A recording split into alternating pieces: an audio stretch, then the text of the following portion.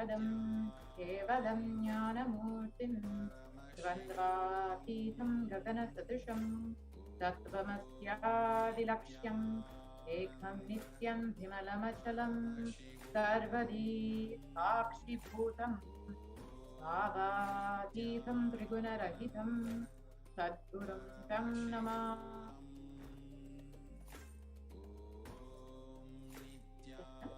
Welcome today to this Venkateshwara Bhavasamadhi Darshan. Welcome to all the viewers who are joining us for this very special Venkateshwara Bhavasamadhi Darshan, manifesting conscious wealth with the grace and blessings of Bhagavan Venkateshwara, manifesting through the Supreme Consciousness into the Jagat Guru Maha Sannidhana, His Divine Holiness, Bhagavan Nithyananda Paramashivam.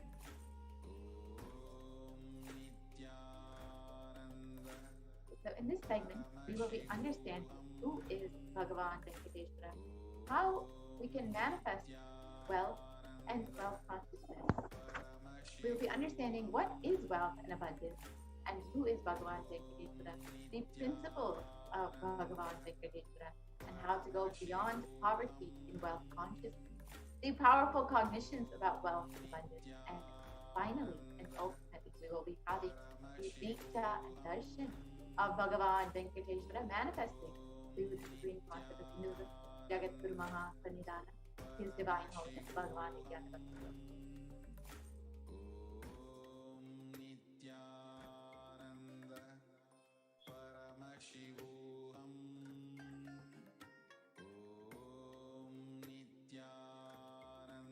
So let us hear in the words of the Supreme Consciousness himself, who is Bhagavan Venkateshwara.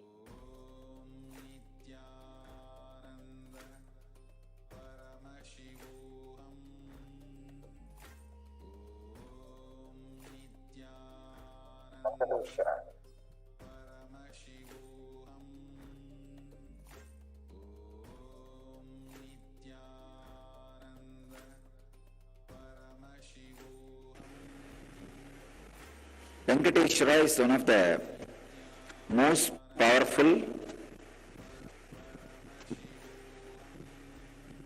Vishnu came down to Seshadri and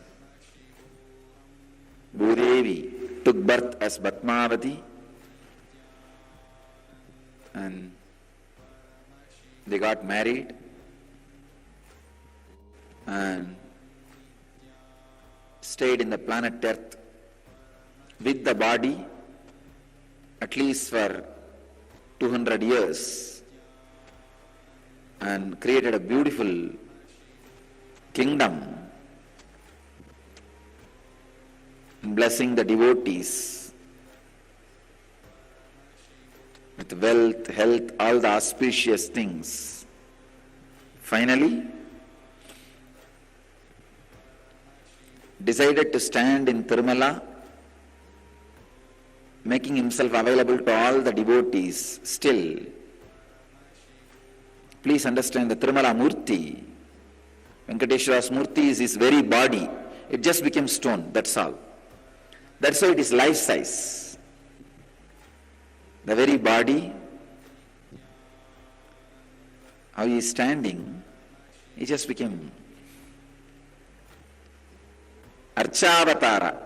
Archavatara means the incarnation standing in Tirumala and gracing the whole world, whole universe, showering wealth, health, and all the spiritual benefits.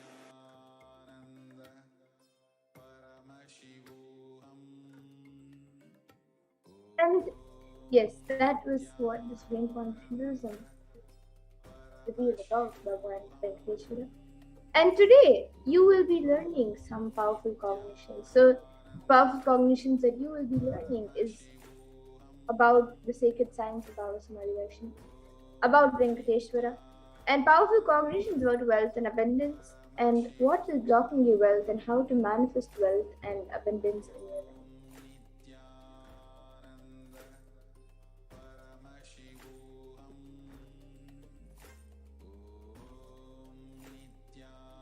And we will be learning all of these cognitions through the four padas in the agamas, the Kriya Pada, which raises the electromagnetic force of your existence and connects you with God. The Charya Pada, the lifestyle of living enlightenment, Jiva, self, connecting with all dimensions of the world. The Yoga Pada, raising your Kundalini Shakti and connecting with Paramashiva, and the Jnana Pada, bringing Paramashiva in your being and making him manifest in you.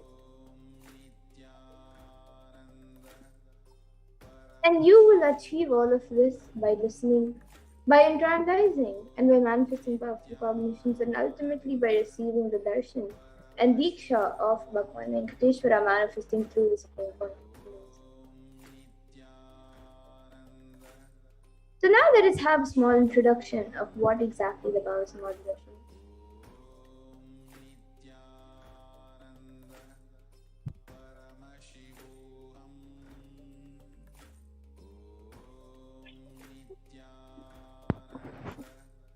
So Samadhi means one with the source, and Adi means Sama means one and Adi means source. So Samadhi means one with the source, and Bhava means attitude or aspect. So Bhavasamadhi means being one with the source through this aspect. So the aspect of Bhava you choose through that Bhava, being one with the source, Samadhi, is Bhavasamadhi. Knowing that this aspect, Bhava, is ultimate Adi and being in oneness, Sama, with that is Bhavasamadhi. And a few fundamental understandings that all of us need to have about the science of Bhavasamadhi Darshan is that divine cosmic beings are real. They manifest from Kailasa, the enlightened time-space zone, through deities and incarnations. And divine cosmic beings manifest through Achavataras, deities in temples, and through Bhavasamadhi Darshans in Nijavataras, incarnations.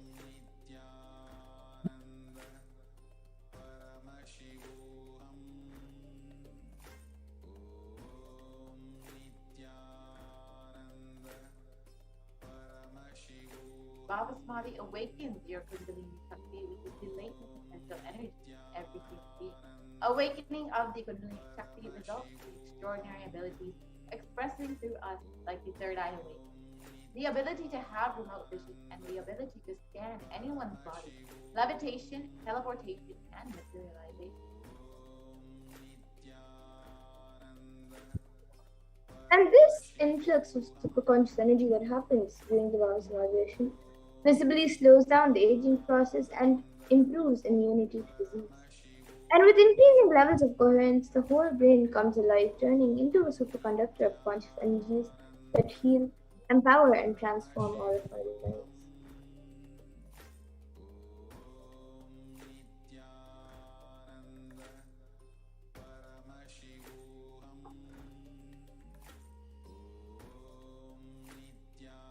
Having darshan or even a glimpse brings lasting transformation and cleansing lifetimes of karma and raising you to the next level of superconscious breakthrough, like hitting the reset button on your very being.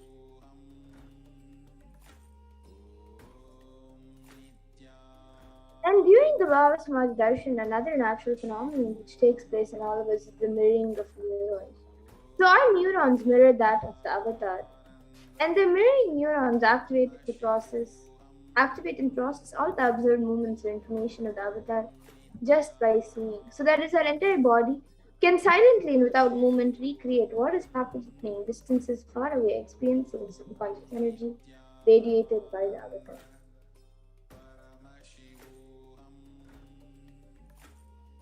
So now let's see a small introduction of who the Supreme Point of Hinduism is, the one who is giving us this pure and great science of the Bhavasamadhi Darshan.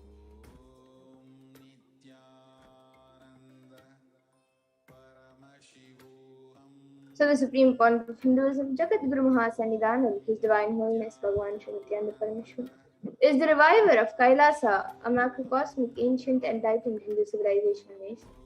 And the Supreme Point of Hinduism is the 1008th incarnation of Paramashiva as per Hinduism, recognized by his predecessors who are enlightened masters and adepts. The Supreme Point of Hinduism has made the science of our manifestation, yoga, and temple-based life universities a lifestyle for humanity. And the Supreme Point of Hinduism has been ordained as the 233rd Guru Mahasanidanam of the Kanchi Kailasa is the incumbent emperor of the Suryavamshi Turangi Samrajya, to the present 293rd Jagat Guru Mahasanidanam of the Kailasa Shamala Pita Satyakibinam, and is the present Mahamandaleshwar of the Mahanirvana Kada, the largest Pita order. And the supreme point of Hinduism is the 1008th Acharya Mahamandaleshwar of Tattalakada, and the present 23rd Guru Mahasanidanam of Dharmamukti Swarga Paramadinam, and is elected as the supreme point of Hinduism by a congregation of over 1,000 Hindu leaders. And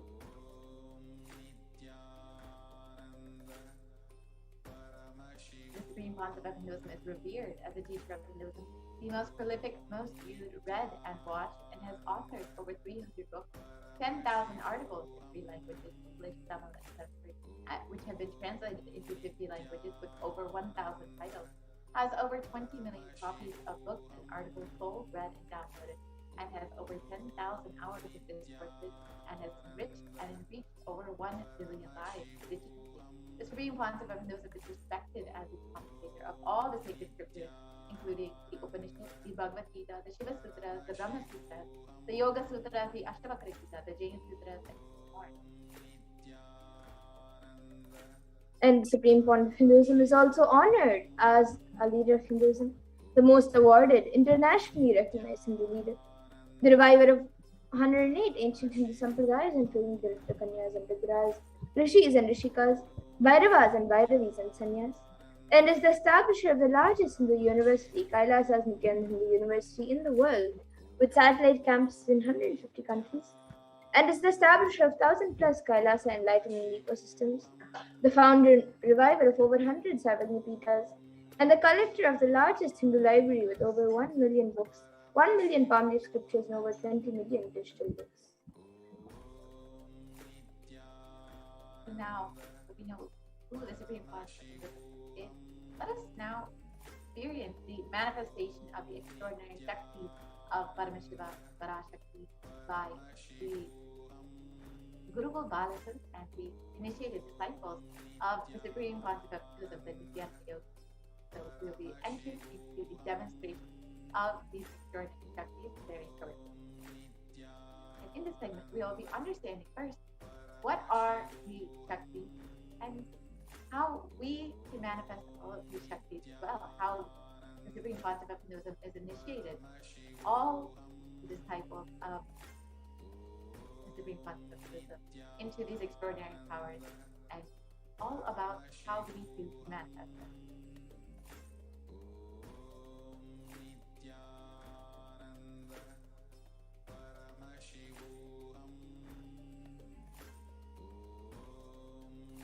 Yes. So today, the Balasans, the Nithyananda Yogis, and the initiated disciples of the Supreme Point of Hinduism will be demonstrating and sharing with all of you the experiences and results of the extraordinary manifestation awakened in us through the Diksha, the initiation by the Avatar. And in today's Bhavasamadhi Darshan, all of you will also be receiving the initiations into the third eye awakening and various other powers with the blessings and grace of the Supreme Point of Hinduism. We will be manifesting the following powers of third eye, which is seeing with the eyes blindfolded, as well as many other powers like the body scanning, remote vision, and much more. And for those of you who might be wondering where the third eye is located and how it works, the third eye is a cosmic browsing center located between the brows, which upon initiation, one can effortlessly express powers and see through the third eye just as you would with your two eyes. So now let us understand more about what exactly are these Shaktis, how they manifest, and what is their source. In the Veda Agamas, the source scriptures of Hinduism, Paramashiva reveals 463 plus extraordinary Shaktis that can manifest in every human being. And the manifesting powers are described as in the Vedas and Agamas as a system, a method, and a science for human beings to explore the various possibilities and powers and have access to various states of consciousness. The Shakti is manifest from the fundamental cognition that you are a divine and you need to manifest the divine, not that you are a man and you need to reach the divine. So here the foundation is that you are Paramashiva, your unmanifest recognizes that you are Paramashiva, even if you have not yet manifested it. Understand. That is why what Paramashiva is revealing through this body and through the system, through this methodology, and any samyama you do on powerful cognitions, you only manifest Shaktis, ours, not Siddhis. So this is revealed by the Supreme Consciousness itself. Now, many of you might have heard the term Siddhis as a very common term used for any type of extraordinary manifestation. So let's look at the difference between Shaktis and Siddhis. So Shakti is expressed from the space of enlightenment as a side effect of feeling connection with the divine and high integrity with the Guru and a source of enlightenment, whereas Siddhis are powers that manifest on tapas or penance for enlightenment and are on the path of enlightenment.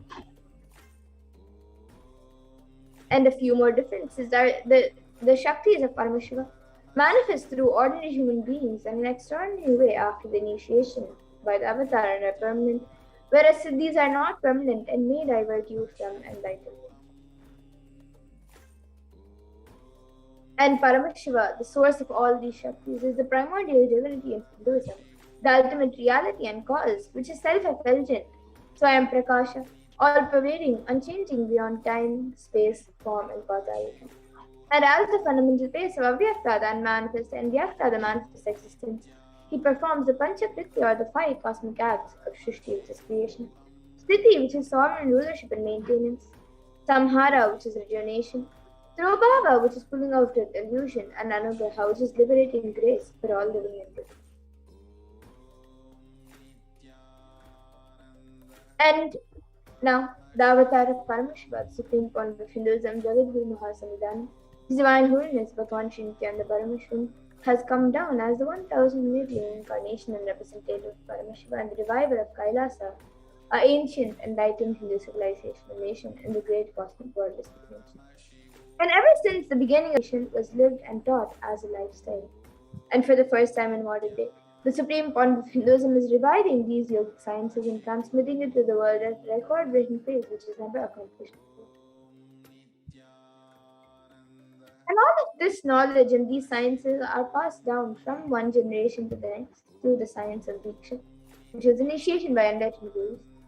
And the supreme point of Hinduism, being recognized as an incarnation at a very young age, was trained and taught these sciences to revive the initiations and knowledge repositories for billions to manifest the science of our manifestation from the disciplines of Vedanta, Tantra, Sri Vidya, Yoga and Yogic powers, Mantra Shastra, Siddha Vidya, science of Aushadha, Advaita, Bhakti Yoga, Paramashiva Jnana, Paramashiva Vijnana, and much more. So now let's see how we can awaken these divine Shaktis in us. How can you manifest these Shaktis for yourself? The supreme point of Hinduism beautifully says, every ultimate truth, jnana, is mapped into your consciousness, prajna, and manifests as a possibility and power of every being, prajna. Diksha. And the science of manifestation is authenticated through 4 aspects of evidences, or pramanas as said in Sanskrit. So the first is the Shastra Pramana, which are the eternal, unchangeable truths revealed in the source scriptures. And then the next is the Apta Pramana, which are the experiences and results of Aptas or authorities of Hinduism, where the Vedic rishis and scientists have time-tested and verified these sciences. The next is then the Pratyaksha Pramana, which is the empirical evidence from observation and scientific experimentation. And now some of you might be wondering what exactly are these Vedas and Agamas in which Paramashiva has described all of these sciences in a very elaborate group. So the Vedas are the ultimate superior authority for Hindus and are pure science where the ultimate truths are explained. And the Agamas are the scriptures where the applied technology and the applied sciences are expanded. So the Vedas and Agamas, the Veda Agamas, are given the status of Shruti as they are directly revealed by Paramashiva. They are the ultimate, eternal, unchangeable truths. And a reference cited from these Shastras or source scriptures is called the Shastra Pramana. So now, let us all get ready to witness a very unique and very exciting demonstration of the power of third eye after we go through the Pramanas for the power of third eye, which is seeing with eyes blindfolded. So the Shastra Pramana for the power of third eye comes from the Jnana Tantra. Kapalantarmanonyasya tishtannilitalochanaha Kramena manaso dadyat lakshaye lakshyamuttamam.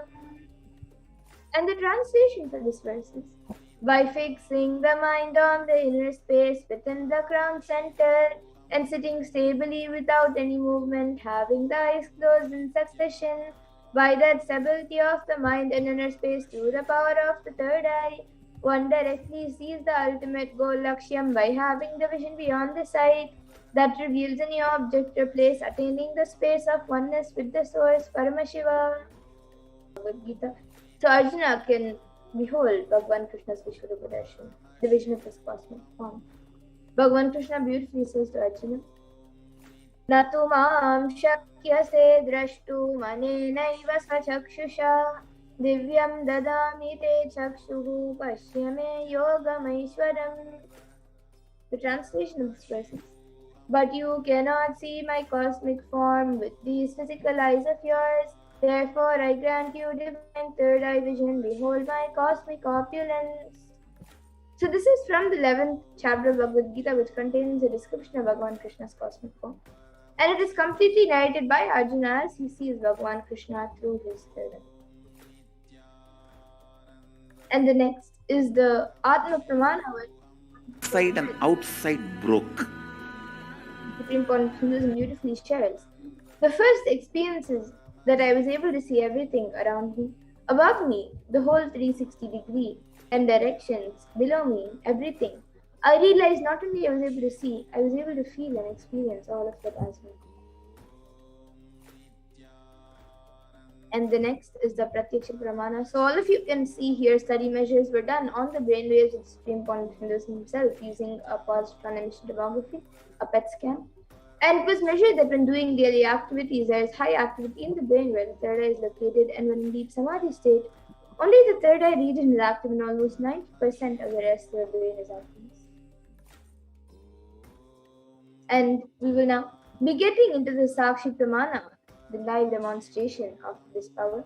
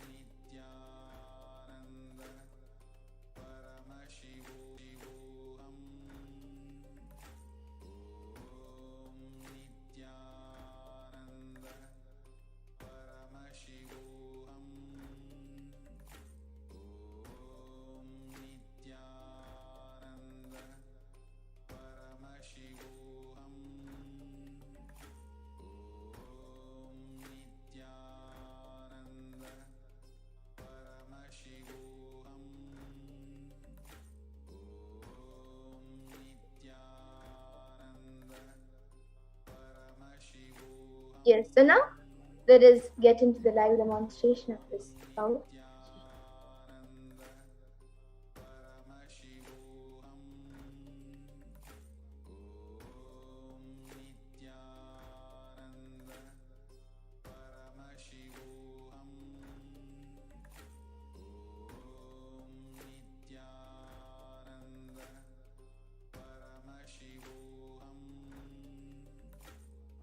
Yes, so here I have this eye-band with me, which is certified by ophthalmologists. And in front, it is a thick, opaque plastic sheet, and in the back, there is thick black sponge, which will not allow any type of light entry. And into these two sockets over here, my eyes will be going into, and it will also be covering the bridge of the nose. So this eye-band will be put on my eyes by a volunteer. And once that is done, any of you watching this live on YouTube, you can put your comments in the live YouTube comment section and I will be reading out your comments. Now the Zaiban will put on my eyes.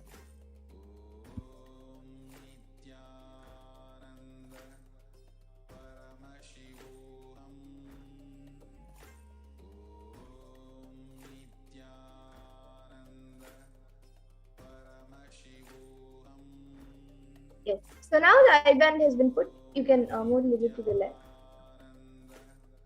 Yes. So now the eye band has been put. I will be turning to my right, left, up, and down. So all of you can see that the eye band has been put. There is no gaps anywhere. And now the YouTube comment section will be projected in front of me, and any of you will also be projecting it for you. And any of you watching this right now, you can put your comments in the live YouTube comment section and I will be reading out the comments. So we first have thank you Rumit, Aya and Sudama for becoming members of the Kailasa, and we welcome both of you to the Kailasa. And Rumit Lolaya has a green badge and Sudha Uzama has a yellow badge. And both of their names has come in a green box. And Rumit Aya is has become a member of Kailasa Silver, and Ma Sudha Uza has become a Kailasian Bronze. Yes. Then the comments are being projected in front of all of you, so you can all see. And anyone else also watching us right now, you can put your comments in the YouTube comment section, and we will be reading out your comment. You can put anything that you would like me to read.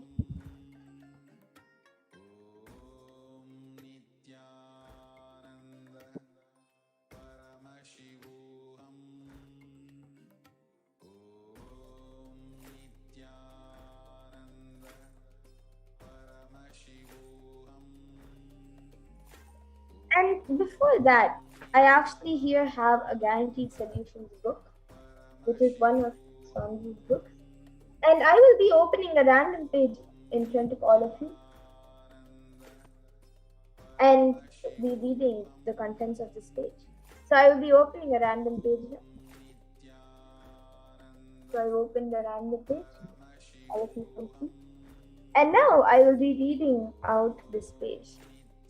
So this is page number 214 and 215. And on page number 214 it says, the key is to understand the difference between doing things with awareness and doing things mechanically and out of fear. Doing things in the former fashion will never be in the latter way will bind you and cause misery to you. You will be a slave. To drop an addiction, flood it with awareness. It will transform in the right way. Remember, never think that you need to drop an addiction. Anything that you resist will persist. You simply need to transform it by deep awareness, that's all. When you understand the language of transformation, you are on the right track. You are on the path of openness. People tell me, Swamiji, it is very inspiring to listen to you talking. Now we have to apply it in our day-to-day life and see if it will work. To be very clear, I always tell only practical things. Never think that I tell things that can't be done in day-to-day life. Actually, all I am doing is repeating the same Vedanta, but in different words. In the modern context, so that you feel comfortable listening to it. So that you feel that it is relevant to you. So that you can follow it. And there is another thing, if you read these ideas in a book, they will simply be moving from the head to of the writer to your own head. There is no scope for any experience. But when you listen to these words from the master, from someone who speaks to you from the experience of his soul, they will enter deep into you, whether you are aware of it or not. So you can all see the page.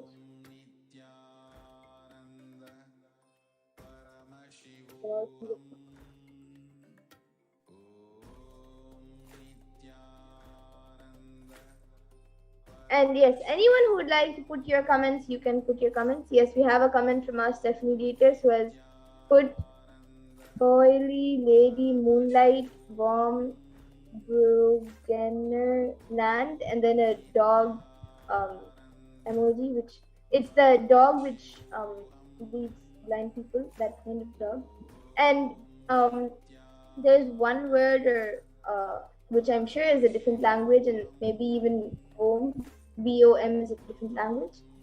So it's COLLIE, and then Lady Moonlight, and then VOM, and then BRU with 2 dots on top, then GGENER, and then land, and then the dog emoji.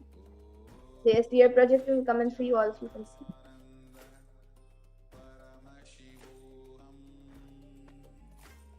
So all of you can see the comment from Master and Jesus.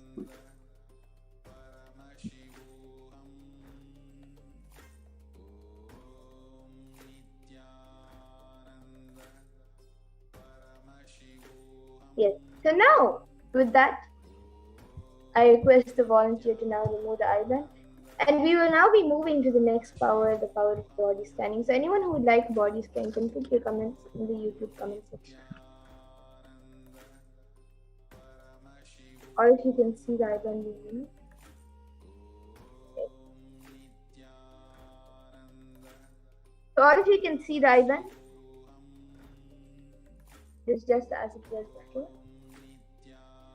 And now we will be getting into the next power, the power of body scanning. So anyone who would like a body scan can put your comments in the YouTube comment section, and we will be doing a body scan for you after going through the pramanas for the power of body scanning. So the first, the Shastra Pramana for the power of body scanning comes from Enlightenment. Swadehe jagato vapi sukshma sukshmatarani cha tattvani yani nilayam dhyatvante vyajyate para. And the translation for this verse is: cognize deeply from the subtlest constitutive principles of your whole body, Swadeha, or the whole universe simultaneously consists of the essential reality. They are being absorbed in their source cause, Paramashiva. By the experience of such restful awareness, one becomes complete from all thoughts, and the ultimate universal divine power, Paradevi, Adi Shakti is revealed, and supreme power manifestation happens.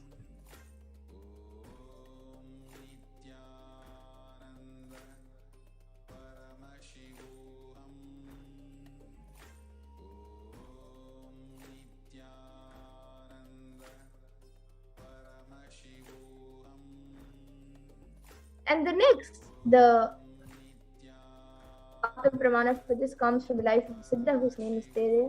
And he was one of the prominent disciples of Agastya. And one day a man suffering from severe headache comes to Agastya for healing. And Agastya then uses the power of body scanning and identifies the root cause of the headache. He reveals that there is a small Tera, a type of frog, sitting in the person's brain. And Agastya immediately instructs his disciple Tere to perform an open head surgery and remove the frog. And once the surgery is completed successfully, the person is healed and cured of a headache, and thus Tere gains his name. And then the next is the Atma Pramana, which was revealed by the Supreme Pontiff himself on the 22nd of December 2019, of how he uses the power of body scanning. Paraphrasing his words: only when I had the multiple compound hand fracture, I was forced to go for surgery, and therefore for medical checkups related to that. At the time, they detected heavy metal quantity in my different organs. It was revealed that I had been poisoned without our knowledge. I immediately used diagnostic methods and set up medical facilities to study the body condition due to the poisoning. Through body scanning, I found out what the problems, imbalances had happened, and where balances had to be done. I used allopathy as a second opinion to verify my findings. And the next is the Sakshi Pramana, which all of you can see here. Here are just a few sharings, but around the world, thousands have experienced the power of body scanning and manifested it successfully, and even all of you will be able to manifest this power and all other powers as well. So now let us see a live demonstration of this power of body scan. So anyone who would like a body scan can put your comments in the YouTube comment section, and we will be doing a body scan for you.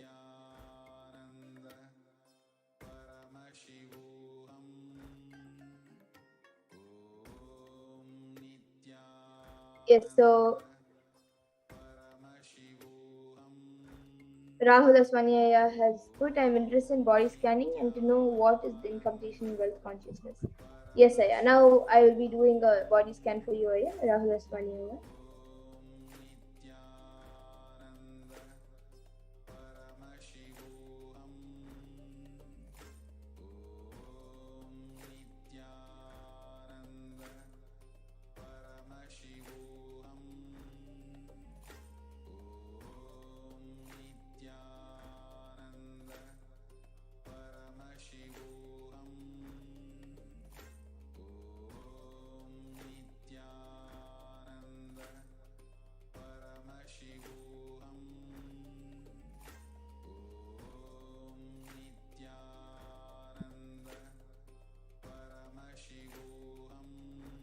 Yes. So Rahul Aswanyaya, what I was able to see was that with manifesting money, you actually don't have a problem. You are manifesting money really well.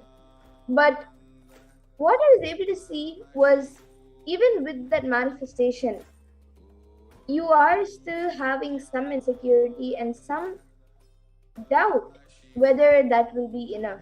You actually do have enough, and you, in a way, if you think logically, even you feel that it is a really good amount. But if you see deep in the future, it will be less. You have some doubts and fears and insecurities that whether in the future you will need, if it will be enough. So for that, the best thing that I was able to see as a solution, what Paramashiva revealed as a solution, was to just unclutch every day. Just remember that first look deep within and see that, find where the insecurity is, and remember that in your third eye, and with your third eye, just through the space of oneness with Swamiji, just complete with that incompletion and that doubt and insecurity. And that will help in your wealth consciousness. So this is what I was able to see for you, Aya, Rahul Aswani, Aya. And Marceline, Yulami has asked for a body scan for your incompletion with food. Yes, ma, now I'll be doing a scan for that.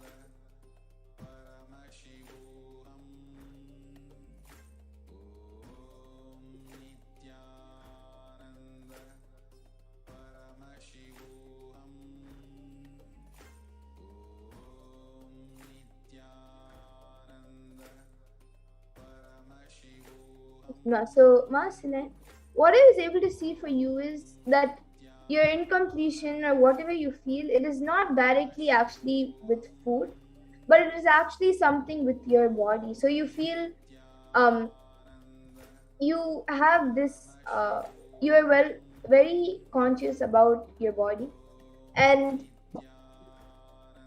with that is being projected on the food, and you are thinking it is incompletion with food, but it is actually your what you your incompletions or the things that you take for your body to be healthy, or even sometimes just to be you're very conscious about yourself, and due to that you feel sometimes that some type of food is not good or it's good or anything, and you're having incompletion with food, but it is not directly related with food, it is actually related to your body. And so I was able to see, just do completion with yourself, and you will see that your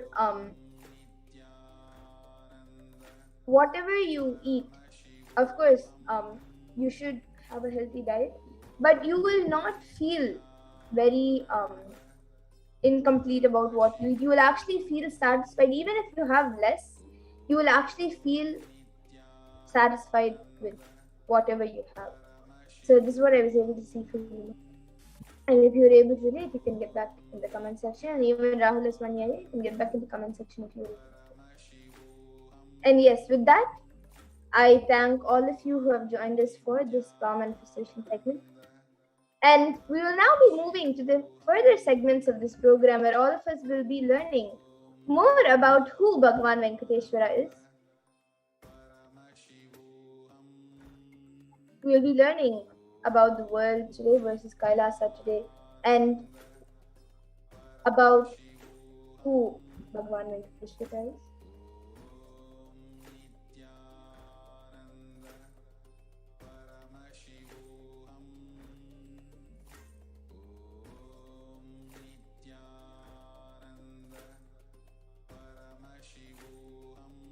So let us first look at the world today versus Kailasa today. All of us know that in the world today, due to the pandemic and various other natural disasters, unnatural disasters, and a lot going on, the world is suffering.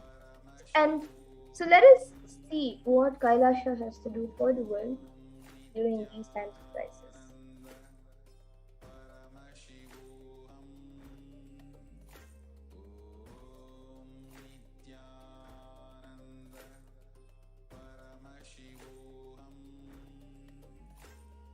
So all of us, as I said before, all of us know that the world is going through a lot of crisis. And here you can see how 18 years of growth was wiped out in just 2 months. So here you can see a UK monthly GDP index, which shows how 18 years of growth is wiped out in just 2 months.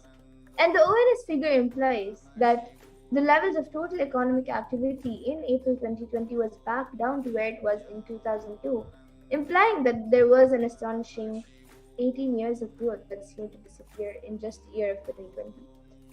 And the spiritual solution, Kailasa, you can see that in the history of the economic history, Hindus were contributing to over 40% of the world's GDP.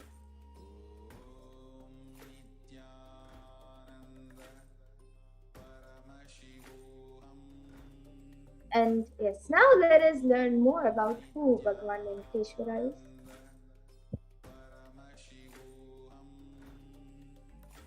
So Venkateshwara is one of the most powerful modern day incarnations that happened in Kailasa. Mahavishnu came down as Sheshadri and Bhudevi took birth as Padmavati.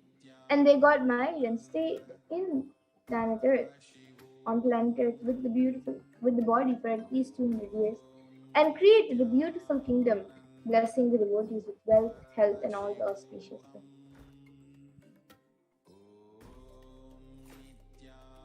And he decided to stand in Tirumala, making himself available to all devotees.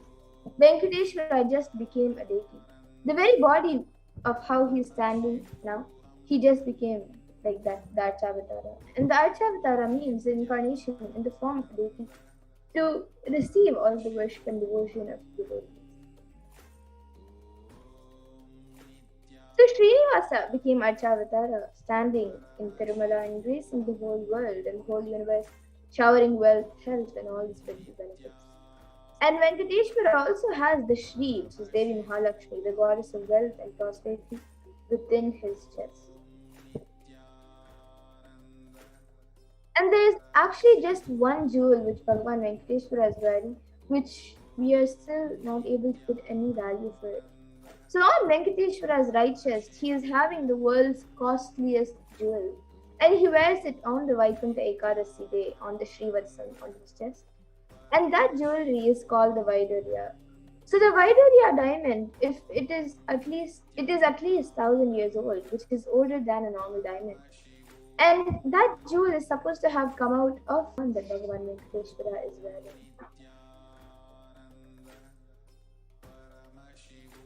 And here we actually have a story which describes the power of the energy field of Tirupati.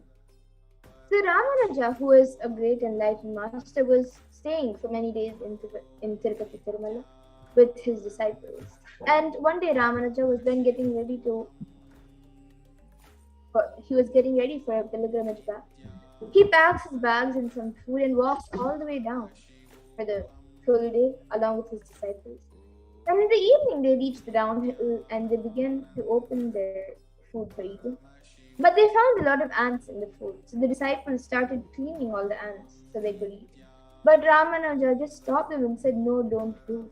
He just packed the whole food safely, not leaving even one ant outside, and walked back all the way up the hill without having any food, especially in the night.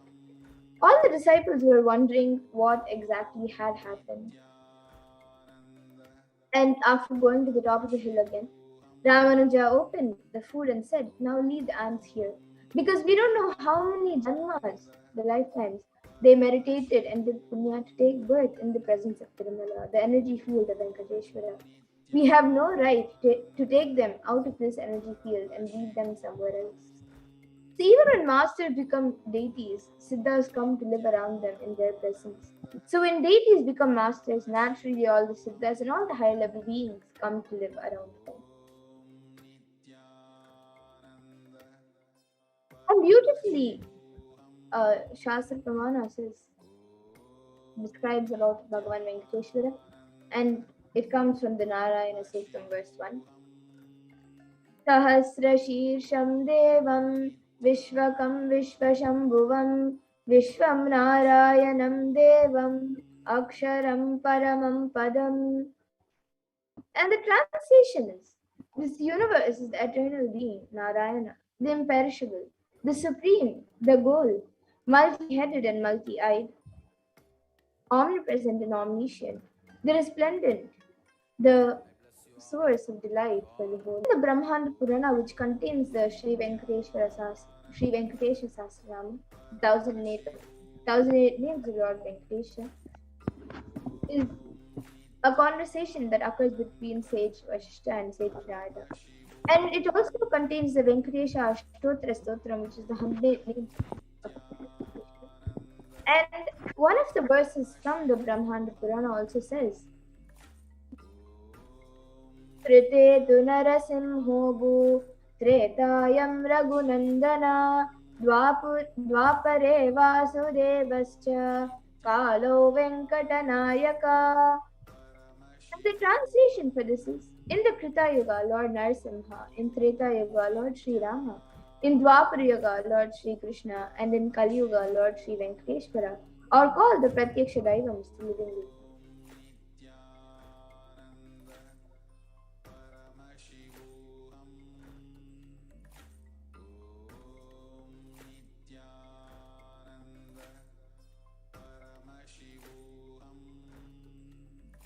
Venkateshwara is the very muscle memory of the Supreme Concept of Hinduism.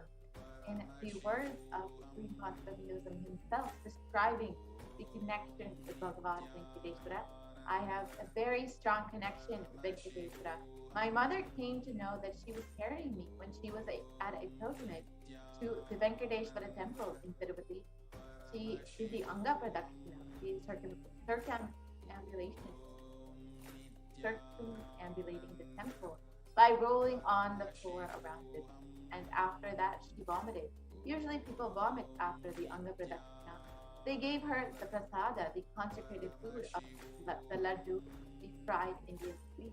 And after that also, again she started vomiting. Then the elders saw the pulse and confirmed that she was carrying. The first sweet I got is from Venkateshwara. I have a strong connection with Bhagavan.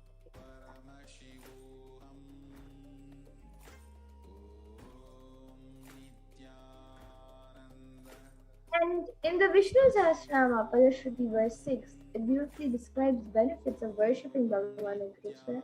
It says, Yasha prapnoti vipulam yati pradanyameva cha achalam shriyam apnoti shreya prapnotyamuttamam. The translation is, he becomes endowed with great reputation and becomes the foremost amongst his kith and kin.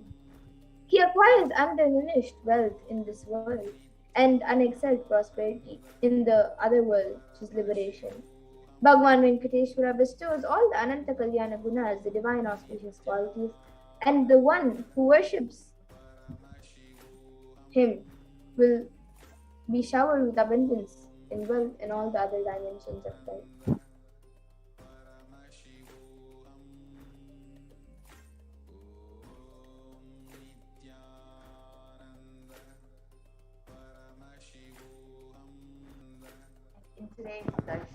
Bhagavan Venkateshwara would be manifesting through the Nijavatara, the 1008 living incarnation of Paramashiva, the supreme concept of the Jagat Guru Maha Satguru, His divine holiness, Bhagavan Nithyananda Paramashivam. You can receive the blessing and initiation to awaken the wealth consciousness in you.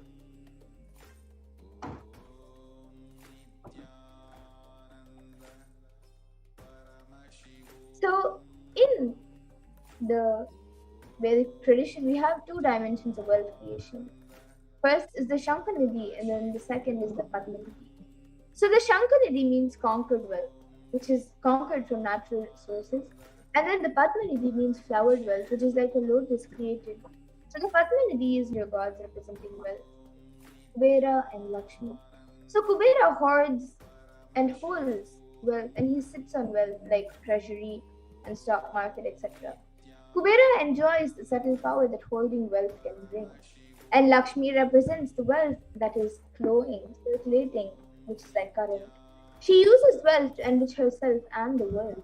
Lakshmi creates wealth effortlessly, uses it fully, and distributes it unconditionally. In the Vedic tradition, there are two major gods that represent wealth. One is Kubera, and the other is Lakshmi. Kubera hoards and holds the wealth and sits on it. He is a treasure, the stock market. Kubera enjoys the subtle power that is holding wealth and that holding wealth can bring. And Lakshmi represents wealth that is flowing, circulating, current. Lakshmi uses wealth to enrich herself and the world. Lakshmi creates wealth effortlessly, uses it freely, distributes it unconditionally. So now let us see wealth creation in the Hindu way.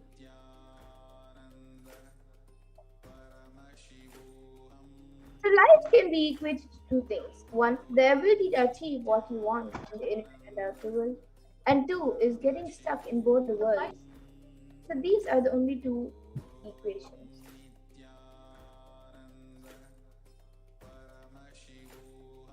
Everybody wants wealth, but they do not increase the life in them to the level that they wanted. Wealth can be equated to the life energy that is expressed in you. It is a straight equation because as a noun, a normal man has wealth as the first priority in the life. So if you do not have wealth, don't blame anybody. You are not expressing life in you. Life energy is not happening in you.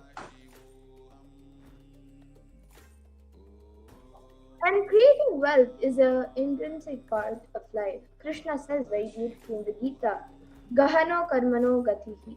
The universe by itself, by its nature, works and works. If you have at least the goal of creating wealth, you will be creative. Your energy will be channeled properly. The first priority in life should be for moksha, enlightenment.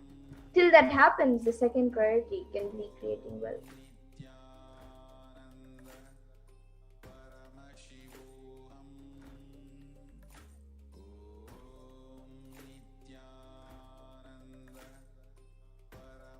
Creating wealth makes you non-violent because your whole energy becomes creative. Creating wealth brings tremendous interest in life and non-violence. And wealth is not just an object or a thing to be achieved. Wealth is an extension of you. Anything that adds to you is wealth. The quality of your health you enjoy, the state of your relationship, the fulfillment you experience in your career, and your mental state, and your sense of inner fulfillment. All of these are measures of the success with which you have created wealth in your life.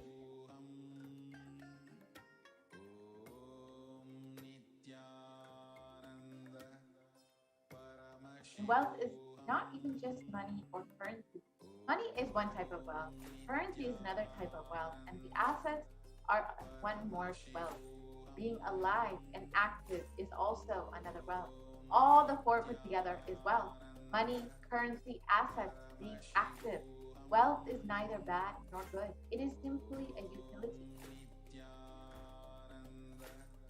And wealth consciousness means making a clear decision to break out of the myths and mental patterns that impoverish us and draw us again and again into the poverty cycle.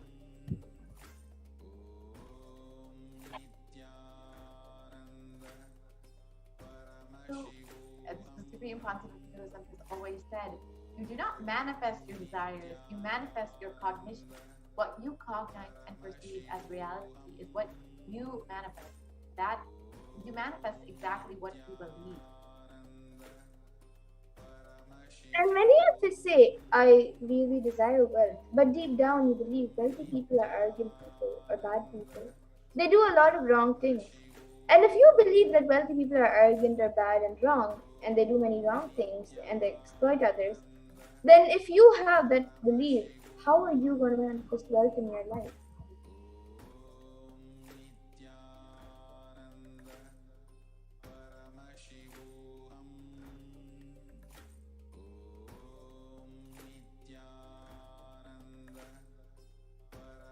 Your perception is the material out of which your reality is made.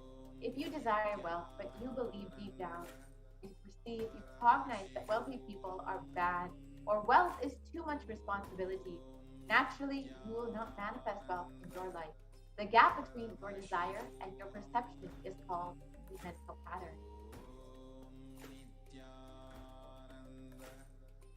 So let us now look at all the beliefs that you carry about wealth.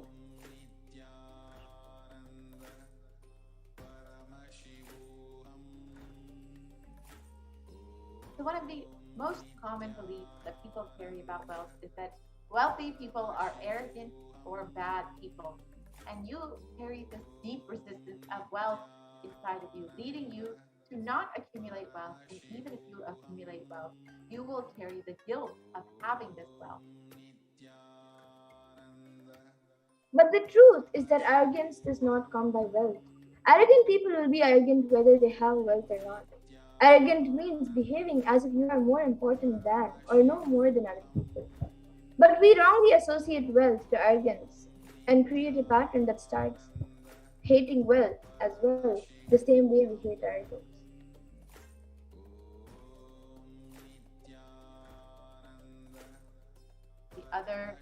Another common belief that we carry about wealth is that poverty is good. Deep inside of us, we label poverty as a good quality. We feel reverence and respect for poverty. Then how are we going to generate wealth if we hold poverty so highly? And another common belief is that handling wealth is more responsibility. We may feel uncomfortable that whatever I want, I will not get. You maybe actually came to this conclusion by looking at some wealthy people who did not have time for themselves. That is the truth.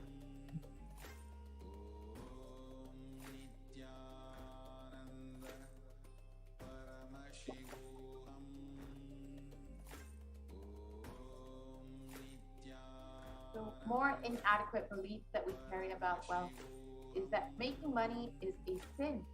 However, the truth is that you can create as much wealth as you can celebrate it, share it. Wealth consciousness is life. High creativity with high responsibility. And another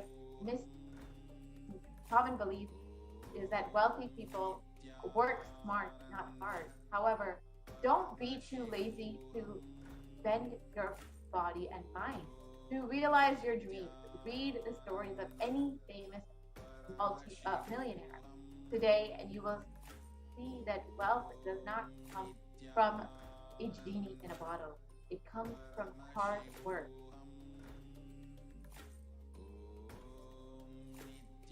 And another inadequate belief that many of us have on wealth is that you have to be worthy of it. But the truth is that wealth serves those who are wealthy in their very consciousness. It does not matter whether you are worthy or not.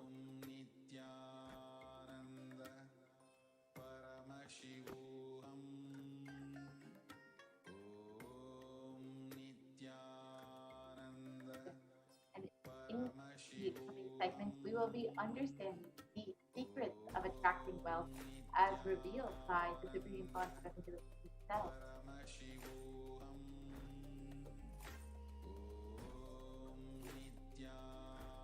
So anything that you cognize, you create a certain energy field about your cognition. You attract situations, people, every everything around you to make that cognition into reality. All you And your mental patterns goes on affecting you, but you always tell, I'm too busy to repair myself. It is like sitting in a broken car and go on be rotating the handle, pushing and pulling the gears.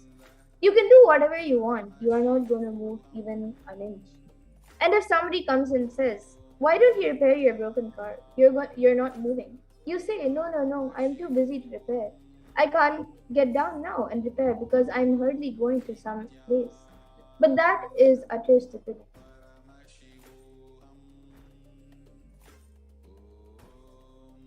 So, first thing that you need to understand that it is possible to generate, create wealth in your life. You may be desiring to have wealth, but you may not be believing or perceiving and cognizing it as your possibility. The first and foremost important step that we need to do is create an energy field of attracting wealth.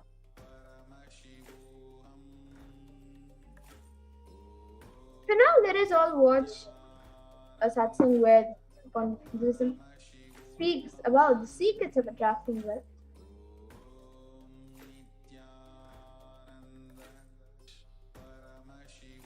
The first step we need to do,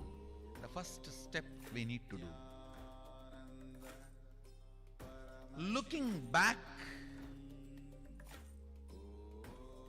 the gap between your desire and your cognitions.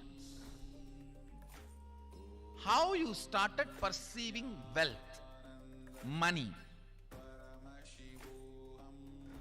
How you started perceiving. I can tell you a small story. First time, how I was introduced to money and started interacting with money. I still remember my 3rd birthday. My father has given me a Ganesha who actually ate food. If you have read my biography, you would have read the incident. If you are interested, you can go to YouTube where I have narrated the whole story. I was given that Ganesha as a gift and I was so curious and busy with playing with the deity. And then in Indian village we have a habit, all the family elders will give coins on the birthday as a gift to the kids. So I was sitting and playing with my Ganesha and all the family elders came. I am supposed to bow down to them. It's a tradition. So I touch their feet and they will give money. A lot of money got collected. Must be some 70, 80 rupees. In those days it's a big money. And for a kid it's a too big money. And it was too much of coins and notes, so my father helped me to pack the whole thing in a hand. So I looked at him and asked, what should I do with this? He said, you can buy whatever you want. I said, I don't need anything. I only wanted this Ganesha. You already gave it to me. I don't need anything. He said, then you can give it to anybody you want. So I just called all my cousins, brothers, everyone was playing. I grew up in a large joint family. 27 of us grew up together. So it's almost like a one school, small school. So all of them are playing. I called in my loud voice, hey, anybody wants to come and take this money? I don't want it. So 4 or 5 kids were running and my elder brother ran fast and took the whole thing, whole hand key. My father told me to tell my elder brother to share everyone, to share with all. I said, I have decided I don't want. And I said, whoever wants, take it. So he took it. How can I interfere in this after that? It's up to him. I will not even interfere, giving any further instruction to how they should share or who should share and all that. I said I don't want. That's my first relationship with money. I still see very clearly that's the same relationship.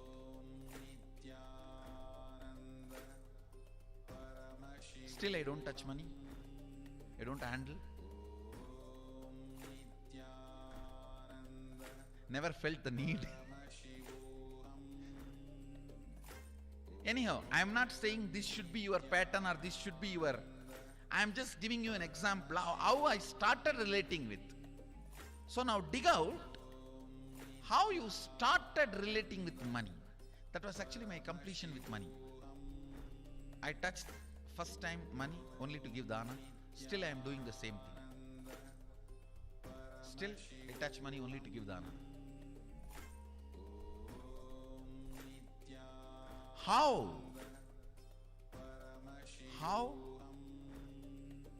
you cognized money, wealth, what all your perceptions and beliefs and cognitions about money. Let's dig out.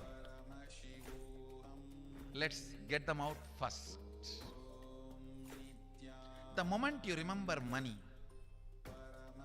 does it bring tremendous pain, suffering, impossibility, all that in you? What is the emotion or energy it invokes in you?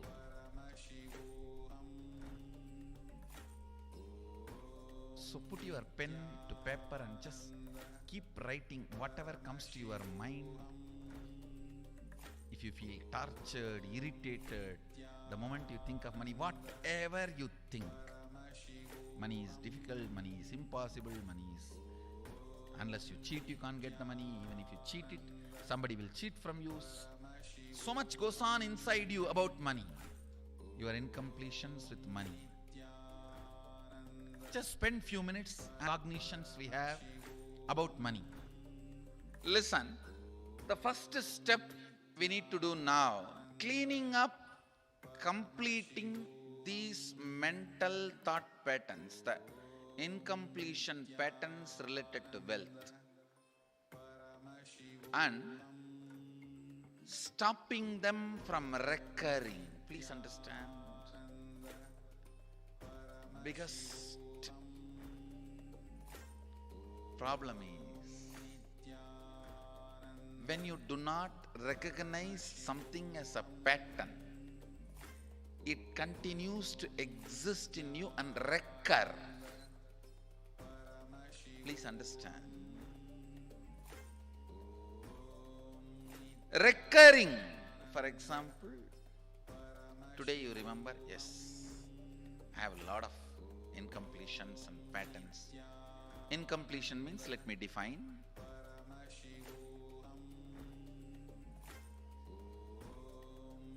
Your past not letting you live your future is incompletion.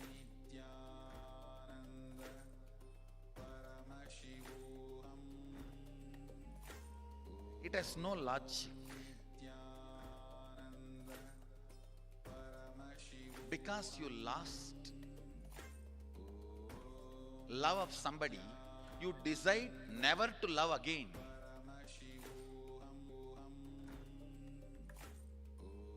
Tons of negative decisions, cognitions you make about life is incompletion. I'll give you one small example. 8-year-old kid is in the classroom. Teacher asks, who is the first Prime Minister of India? The kid jumps on the bench and shouts, Mahatma Gandhi. Naturally, the whole class laughs. Because Mahatma Gandhi is not, neither is Mahatma nor is first Prime Minister. Okay, let's leave it. When the whole class laughs, she decides never to come in the front, jump up and be active. Even after 50 years, if she becomes a CEO of a company, in the team meeting, she will be telling her ideas to somebody else and somebody else will be presenting. even if she is the head of the meeting, she will continue to suffer the decision she made at the age of 8. How many of you see this is happening even in your life in some form? That is what I call incompletion. Means by Sadashiva in Agama. Sadashiva is the first Guru, Adi Guru. He explains in Agama. Of course, the moment I utter this word, many will have many questions. What? Sadashiva? He was supposed to be God. Was he Guru? He was supposed to be energy. Was he teaching? Let me be very clear. He is the pure consciousness beyond time and space, but he also assumed form within the time and space. The formless came in form many times and taught the great spiritual truths to the world. We should not even use the word was. Is the right word.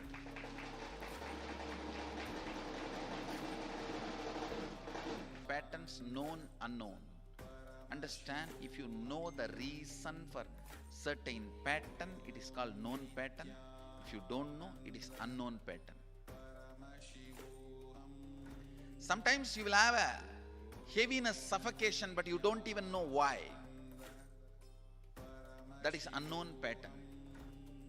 Sometimes you know why you are going through what you are going through. That is known pattern. Known or unknown, you can complete. You can be out of it. It is possible. It is possible. I'll explain the science of completion. Understand, this one technique can help you whether you want to get rid of your headache or your whole ignorance and get into enlightenment. Whether you want as simple as healing your headache or as complicated as enlightenment. Anything. This one technique can give you. This one technique.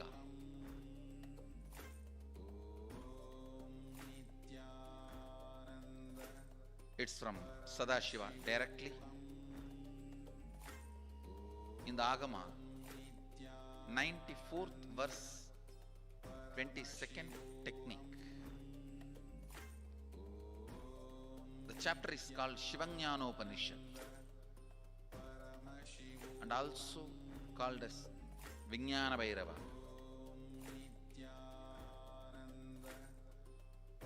Chittat yanta kritir nasti mamantar bhavayet iti vigalpanam abhavena vigalpair uchito bhavet. You don't have to remember. I am uttering every time so that I will remember. That's all. No, it is just to keep the purity of the teaching. I want all of you to know whatever I am sharing with you is my personal enlightenment experience, which is in tune with the earlier master's experience.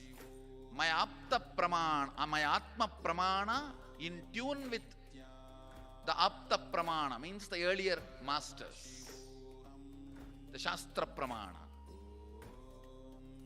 Only that can become your Sakshi Pramana. Never learn from a person who does not have Atma Pramana, enlightenment. He will be only Pandit, repeating. Same way, never learn from a person who claims yes, enlightenment, but does not keep his experience in tune with the Shastra Pramana and shares with you. It's always dangerous. Maybe it must have been good for him, but we don't know whether it is good for all of you. The Atma Pramana should always be acid washed with Apta Pramana, Shastra Pramana. Only that should become only that can become Sakshi Pramana, experiential reality for you. Never learn from anybody who has only knowledge, not experience. Same way, never learn from somebody who claims having only experience and does not connect, purify, make it in tune with the Shastra and presents it to you. There is always a danger. If you don't bother about the Shastra Pramana, you may be having kakka biryani. Be careful. Listen. To keep the purity of the teachings, I keep the original Sanskrit verses. I'll give you the translation now. Consciously feel within the mind stuff of past memories of incompletion with its activities as mind, intellect and ego not existing in me. By contemplating this way in your inner space, attention at the space of past happening, relive these imagined impressions and memories of incompletion, then the mind stop having fully ceased from its present characteristics of forming thought patterns and cognitions is complete. Thus you become complete and achieve the original space of complete completion. Listen. Now I will explain. I have read out the translation. I will explain what to do. Now you wrote many of the patterns, incompletions, thought currents you are having about money, ideas, cognitions you developed about money from the young age. Do only one thing. Just go back to that same age when the incidents happened in you, the cognition started building in you, the beliefs started building in you, the idea started building in you, the perception started building in you. Relive the same situation. I am not asking you just remember. Remembering means, for example, something happened at the age of 7 which is still hurting you about money. You asked 1 rupee from your uncle and he did not give, but he gave it to his son. It's still sitting and hurting. If now you are 47, this happened 7. You being 47-year-old person and remembering what happened at the age of 7 is remembering. Forget you are 47. Forget who you are now. You may be having millions. Just become that 7-year-old who asked and did not receive. For you that 1 rupee must have been almost life.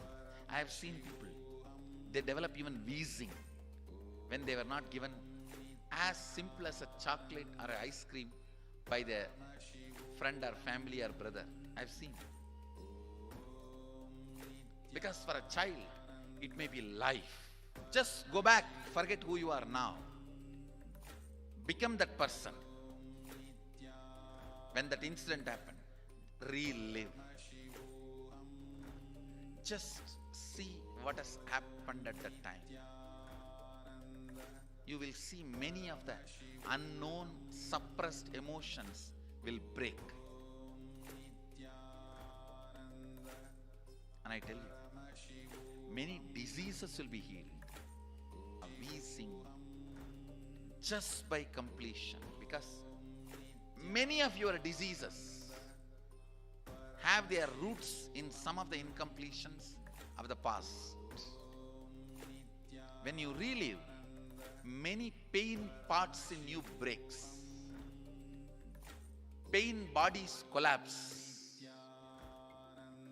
The pain patterns melt down, which completes many other issues which you don't even remember. I have seen when people do completion, to complete the wealth related incompletions, suddenly they get into health, because the same incompletions which created wealth issues only were creating health issues. When they melt down, people become free even from both. Listen carefully. I'll repeat once more. Now you would have written so many patterns, incompletions, thought currents, ideas, cognitions. Take few minutes. Go back to each incident, each pain, each hurting. Relive. Relive. Relive. Don't justify what happened. Don't try to console yourself. No consolation will work. No justification will work. Neither help others nor try to help yourself. Just relive. I've seen when somebody has tears, others try to console. No, relax. You are not more compassionate than me. Let me do that job. You don't interfere in yourself. That is not going to work. If something has to break inside, let it break. It's okay. When you relive, the powerlessness, incompletion, loses power over you. I'll guide you step by step. And I commit with you, I'll lead you all to completion. And I know how to awaken, trigger the incompletions in you and break them. Help you to relive and relieve. I am supporting all of you. Have courage. Let's clean up.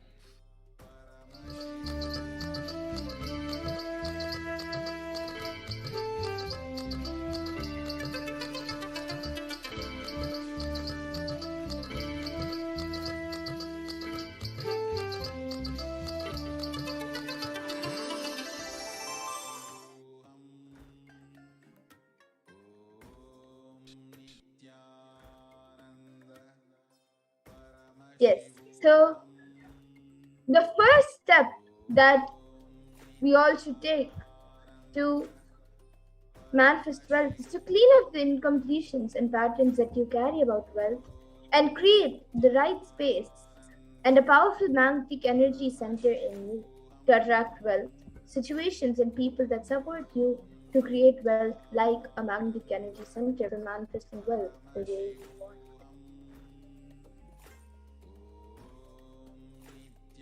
So let us now do a small exercise where you can start digging out all the incompletions that you have about money. Just keep writing whatever comes to your mind. The moment you remember money, does it bring tremendous pain, suffering, or impossibilities? All that in you, whatever is the emotion or energy that is invoked in you, just start writing it down. And the moment you think of money, whatever you feel and you think, whether it's money is difficult, money is impossible, or unless you cheat, you can't get money, or even if you cheat somebody, someone else will cheat from you.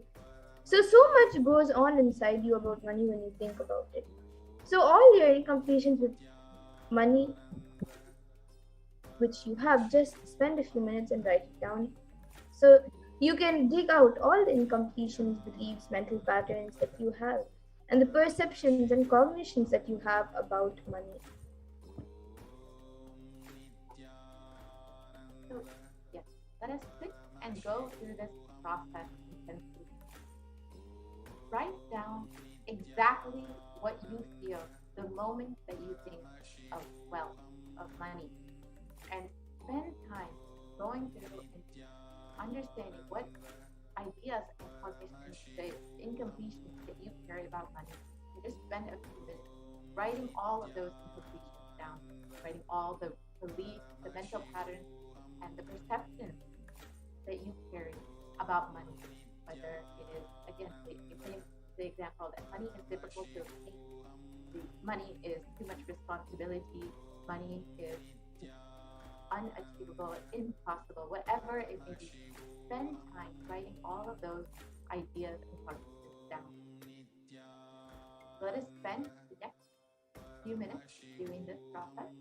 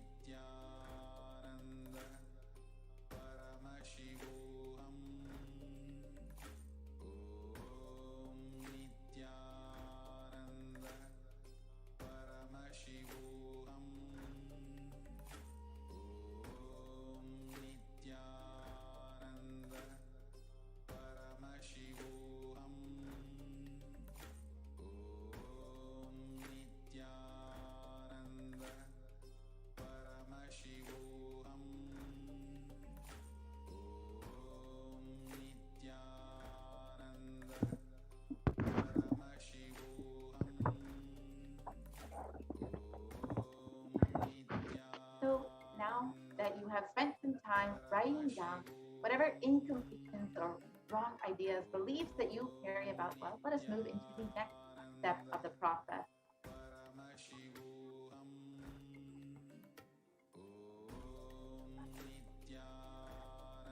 So each time to identify that incident when the wrong or incomplete belief about wealth started forming inside of you. So you could be carrying, for example, the incompletion that wealth is too much responsibility. And you may have seen this cognition may have come from when you were a kid and you saw your father always away from the home, always away from you, and you always felt this is too much work, this is too much responsibility generating wealth. So this may be one small example of where you might have every cognition that you carry. It will be starting from one incident, one incident in your life, probably when you were a child, where you developed this belief, this wrong cognition. So for each of these incidents, write them down and relive and relieve each incident. So complete with that incomplete. Go back to that age when the incident happened, when the idea or belief or perception started building inside of you. So you were 7 years old and you started developing this belief, and you saw your father leaving you at home and you and your family at home and continuously traveling for work away from you for months.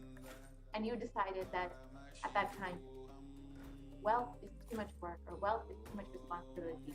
Go back to that 7-year-old child and relive that moment when you developed this cognition, when you felt that wealth is too much work or wealth is too much responsibility, and relive that instant and relieve that incident. So for each cognition, each belief, write down a root incident and relive and relieve. So we will spend a few moments doing that now and going through this process. Do this process intensely so you can complete with each incompletion and wrong belief that you carry about wealth.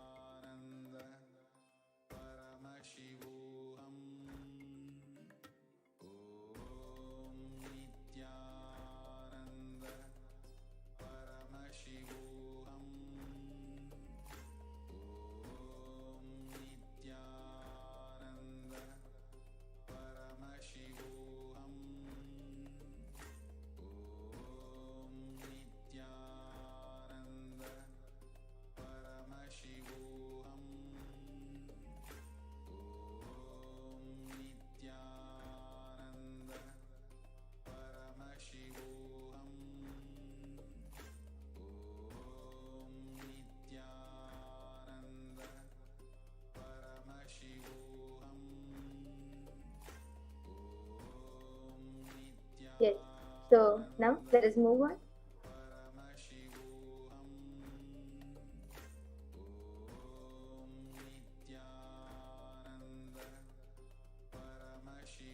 So the next step of this process is to consciously decide what you want to manifest in the next 3 months in the wealth dimension.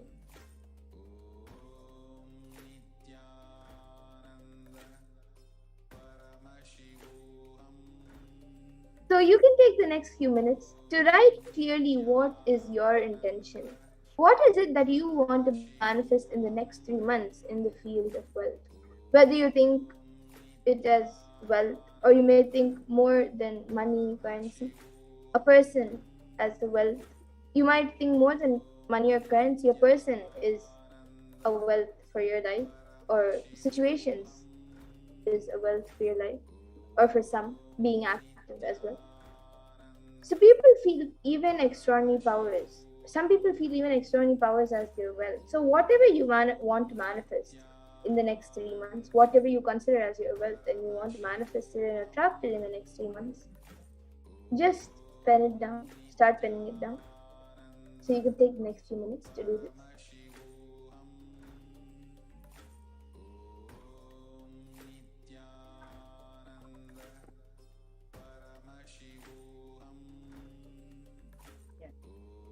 Now, just spend this time to pen down all of your intentions and exactly what it is you want. Be very specific. For example, if you want to manifest a certain amount of wealth in your bank account in the next 3 months, pen the exact number down. If you want to manifest a certain job, if that's what you consider as your wealth, then pen that down, exactly what you want. So make sure that you are very consciously putting down exactly what it is you want to manifest, writing down your very consciously. So you can go ahead and spend a few moments to do this.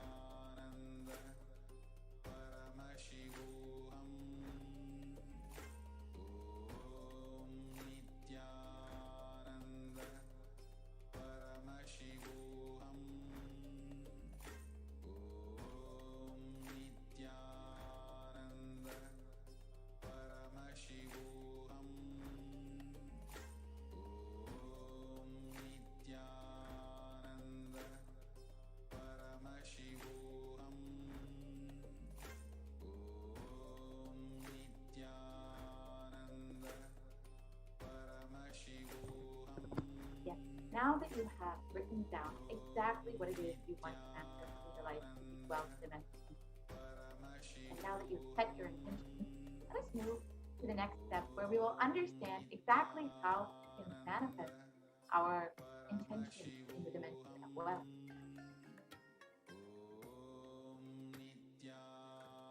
It is only by Guru's grace that we can manifest anything that we want in this life.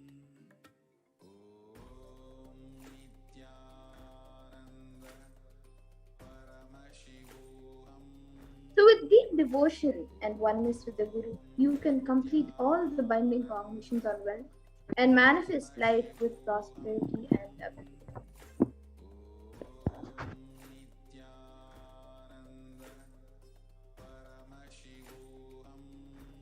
And beautifully in the Guru Gita, Paramashiva describes the importance of the Guru. So let us look at a few verses from the Guru Gita. So this verse is the 23rd verse, and it says, Gukar Sakam Brahma Gurareva na samshayaha. And the translation of this verse, the syllable Gu is darkness and the syllable Guru is said to be light. There is no doubt that the Guru is indeed the supreme knowledge that swallows the darkness of ignorance.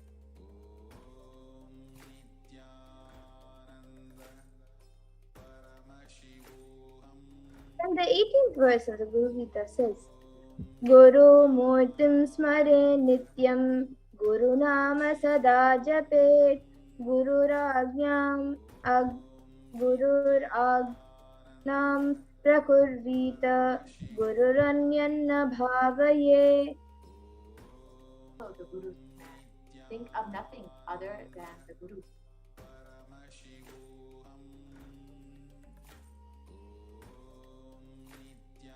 And the 11th verse of the Guru Gita says, Sarva Papa Vishuddhatma Shri Guru Pada Sevanat Dehi Brahma Bhavedyasmat Tvakri. And the translation of this verse, out of compassion for you, I shall tell you how the embodied soul becomes Brahman, having been purified of all sins by serving the feet of the Guru.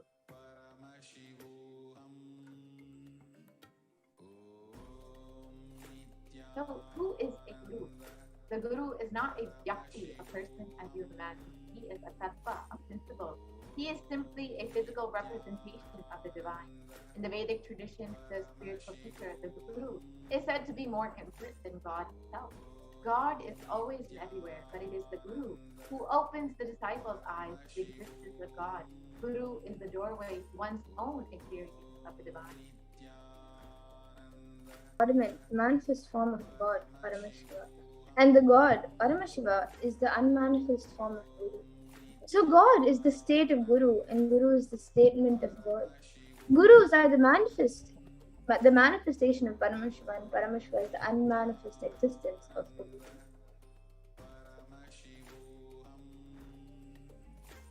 And Guru Bhakti is devotion to the Guru, which Guru Bhakti is intense, pure existential energy, which can liberate you from all known, unknown, and unnecessary delusions.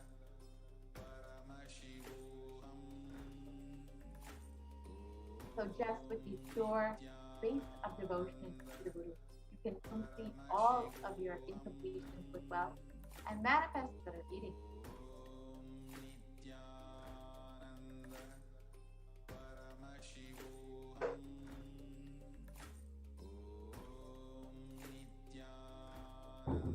With the blessings of the Supreme Pontiff of Hinduism, Jagadguru Mahasannidhan, and His Divine Holiness Bhagavan Sri Nithyananda Paramashivam, a group of disciples have been initiated to have the Sarupya of Venkateshwara, the embodied the grace and form of Venkateshwara. So any questions or prayer is taken to Bhagavan Venkateshwara, and Bhagavan Venkateshwara responds through the initiated disciples.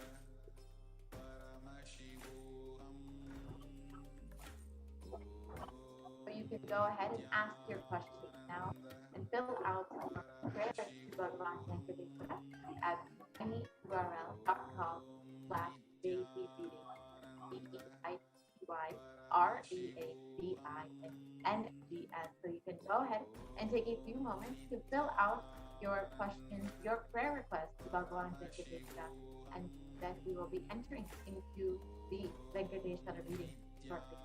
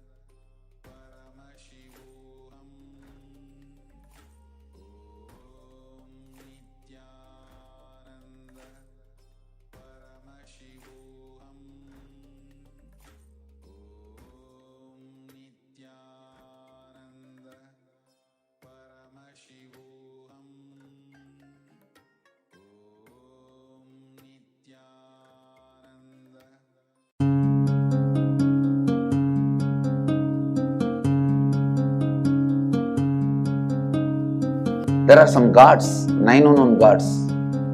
The moment you call, they will be there. Venkateshwara, Balaji. I tell you, people give so much for Venkateshwara because he does the job. He is an 9 unknown god.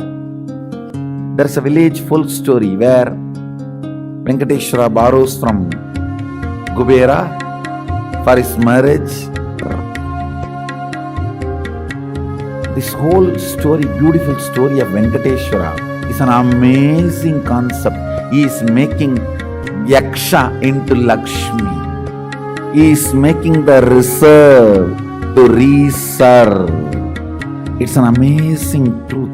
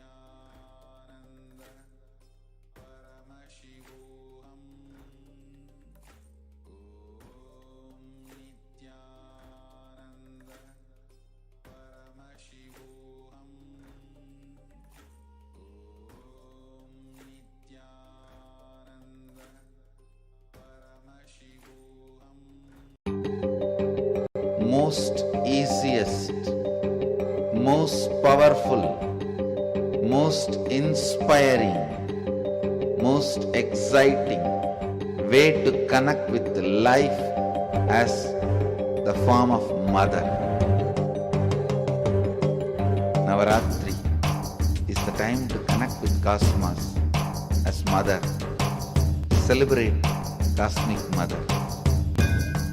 This 9 days we worship Mother, worshipping Divine Feminine.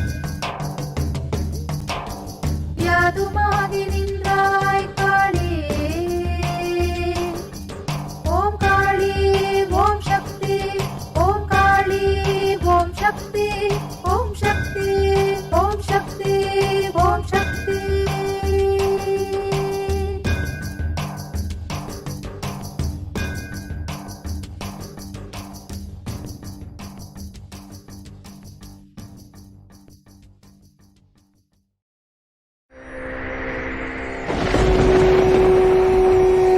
Extraordinary powers and experiences playfully. Sundareshwara is the embodiment of this statement. He is not Shiva as you understand, sitting in the Himalayas, frozen in the ice, in Samadhi. Sundareshwara is an artist with tremendous heart, ready to listen to human sufferings, ready to bend for human emotions. The one and only thing you need to obtain His grace is simple feeling connection. That's all. He bends for anybody, to any level. Even the word compassion is too small. He is still available. Even now, He is there. He assumes human body and relates with you, answers you, responds to you, raises you.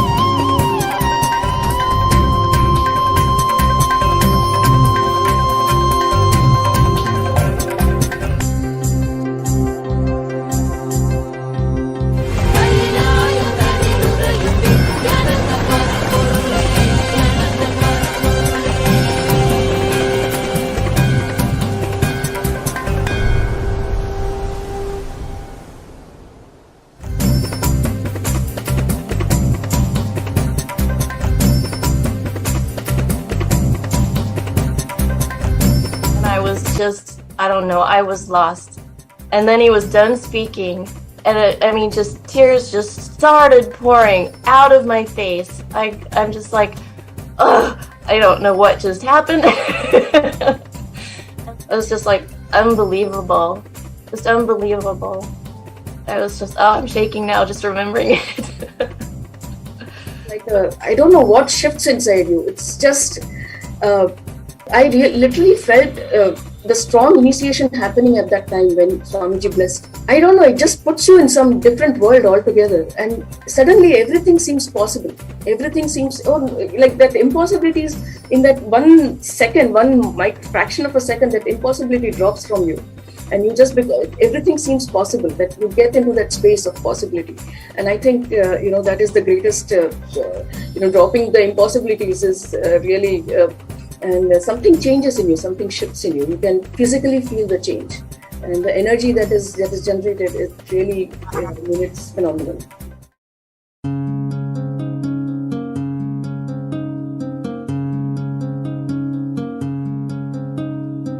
There are some gods, 9 unknown gods. The moment you call, they will be there. Venkateshwara, Balaji. I tell you, people give so much for Venkateshwara because he does the job. He's the 9 unknown god. There's a village folk story where Venkateshwara borrows from Kubera for his marriage and he is still paying the debt. Venkateshwara takes the responsibility of reserved to reserve. This whole story, beautiful story of Venkateshwara is an amazing concept. He is making Yaksha into Lakshmi. He is making the reserve to reserve. It's an amazing truth.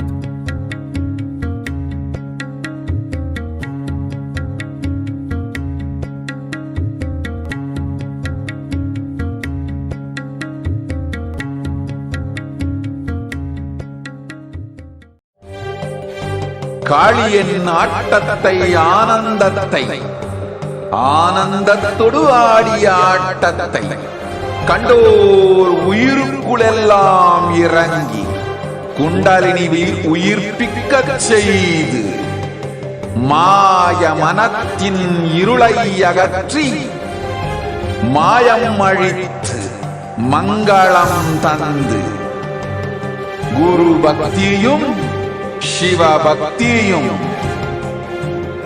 Paramasiva பக்தியும் பரமசிவ சக்தியும் அளிக்கின்றேன்.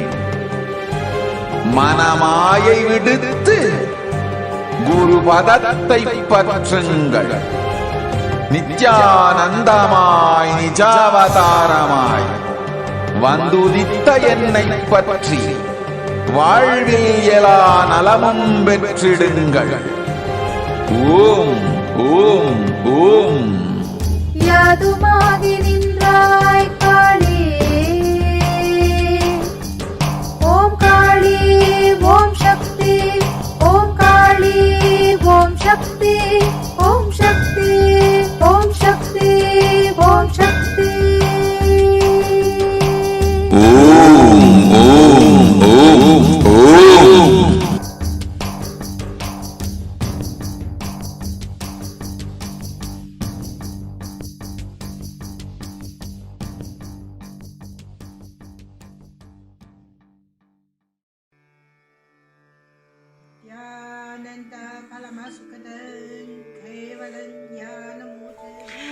Here is the Australia Kailasa.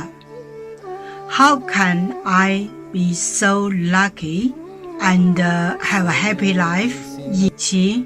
My guru is His Divine Holiness Bhagavan Nithyananda Paramashivam. Since I was very little, I already wonder what life for. I really want to know the result, the reason. A long time ago, I think if I earn enough money, I will be very happy person, and then life is for happy. I tried to earn money, and then I really rich, but money didn't give me happy. Then I tried to get the happy life in romantic love. Then the really romantic love take me go lots of place. Too many stories during this time. But I still don't feel I get the result, get the life reason. Then I start study from book, from video, from religion in many different ways. And when I study Buddha, that time I really appreciate Buddha gives so much intelligence to me about life. But I don't think study is enough for me. I want to be Buddha. But I don't know how. Who can let me get there?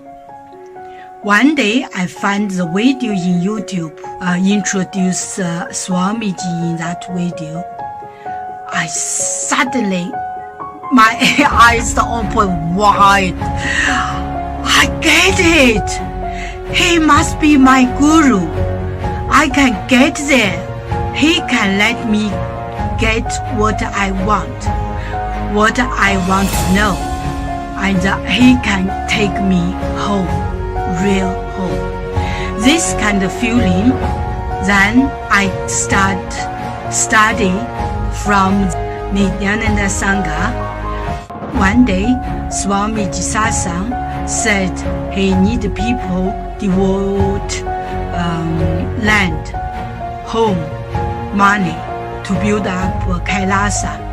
Then I discussed with my husband, decide to give the whole farm to Nithyananda. That time, because both of us believe help Swamiji means help whole world. It's a big decision, but we just discussed so short time already. Decide. I really appreciate my husband love me so much and believe me, trust Swamiji so much. Soon here will be big temple, Gurukul, Goshena, and library. Introduce this my story to you, just me. Don't give up any chance to be founding father of Kailasa. It's best thing you can do in your life.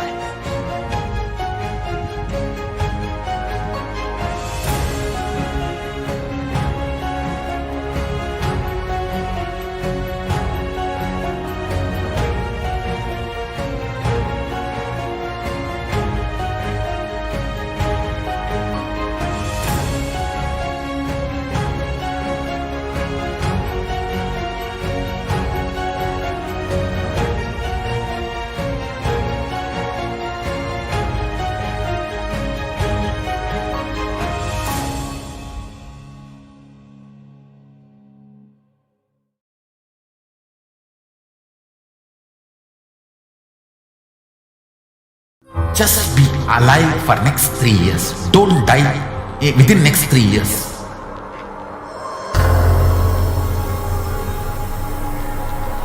Just don't die within next 3 years. Be alive. Somehow be alive. I'm working sincerely. I will reach you somehow. Somehow I will reach you. It's my commitment to humanity.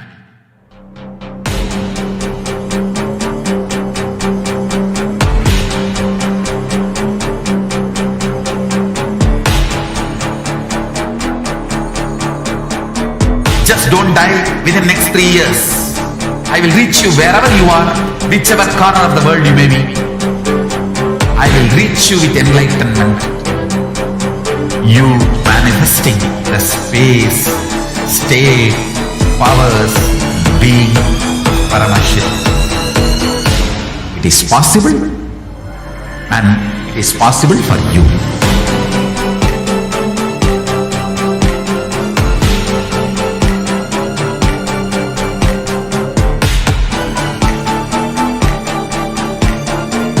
Paramashiva will reach you with enlightenment science. I know he is going to do the job. Just be alive for next 3 years. Nothing else.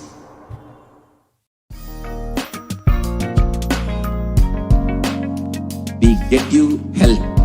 We get you ability to build beautiful relationships in your life.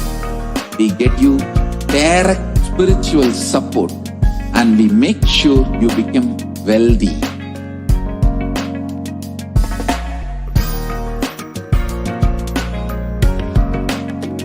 We won't stop giving you just good life. We will literally not stop till you live enlightened life. Manifesting the state of Paramashiva, space of Paramashiva, powers of Paramashiva, being of Paramashiva.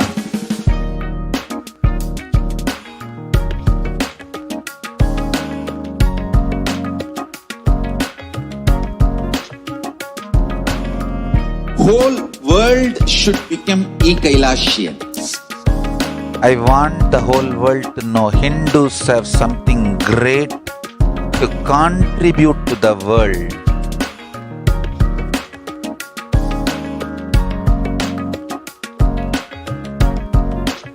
We have something great to contribute to the world. Let us do that.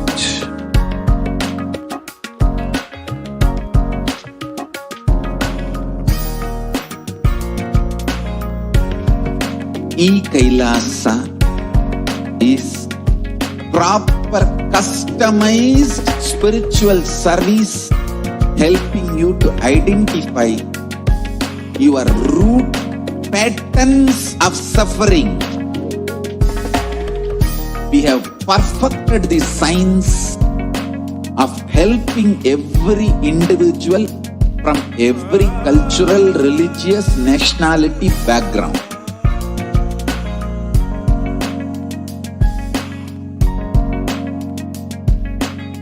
You will have lowest reactionary assumptions, highest awakened response, alive response for life continuously.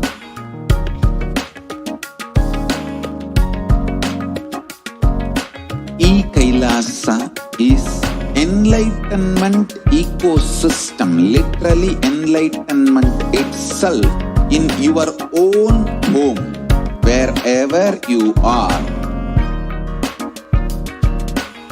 Proper customized spiritual service helping you to complete with your life negativity, withdrawal from life, self-hatred, self-denial, self-doubt, so much of tiredness, laziness. We can support you aligning your diet, your attitude, your aptitude, your understanding about life.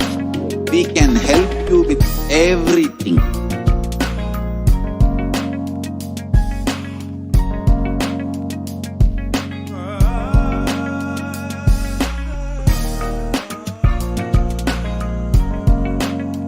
If you are interested in enlightenment, we will immediately bring this to you.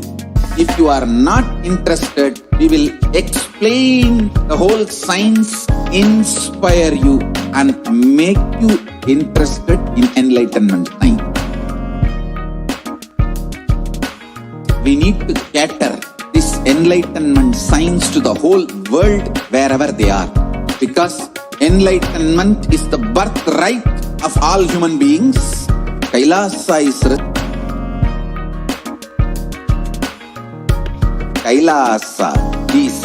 the totality of the knowledge I received from my gurus and practice manifested in my life, perfected by teaching millions of people from all cultures, time zones, backgrounds, genders, nationality, race, from every creed.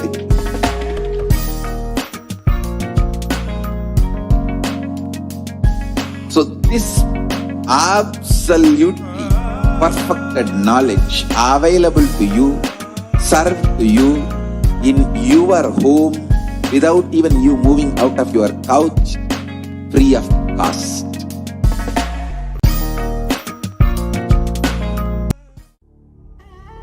What I mean by the word E-Kailasa, listen intensely.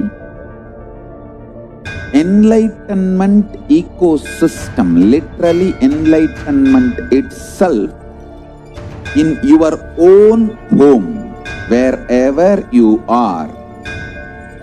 If you cannot come to Kailasa, it's okay. Kailasa can come to you.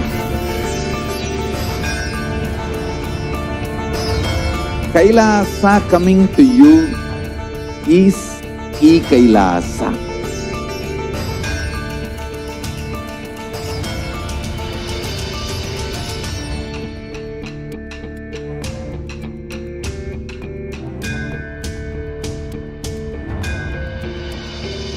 I will revive Hinduism.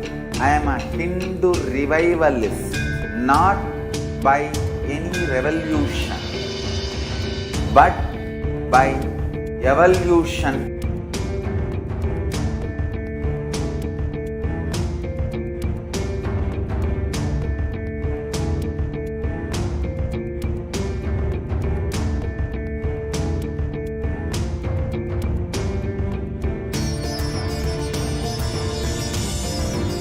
And setting model communities.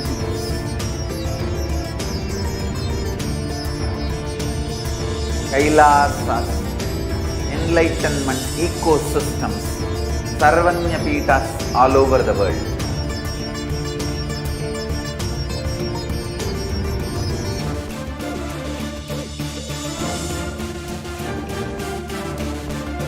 All powerful cognitions, knowledge, only when you live, power manifestation and possibilities manifestation happens.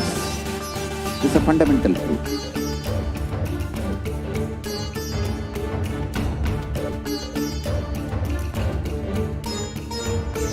Hinduism cannot live exclusively as one sampradaya. No. All sampradayas of Hinduism is an ecosystem.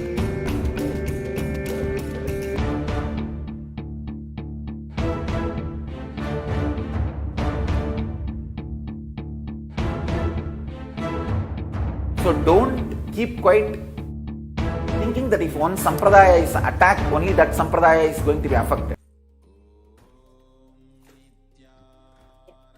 So as we are getting ready for the Venkateshwara reading, we will be now preparing ourselves to receive Bhagavan Venkateshwara later on today with the Bhavasamadhi Darshan.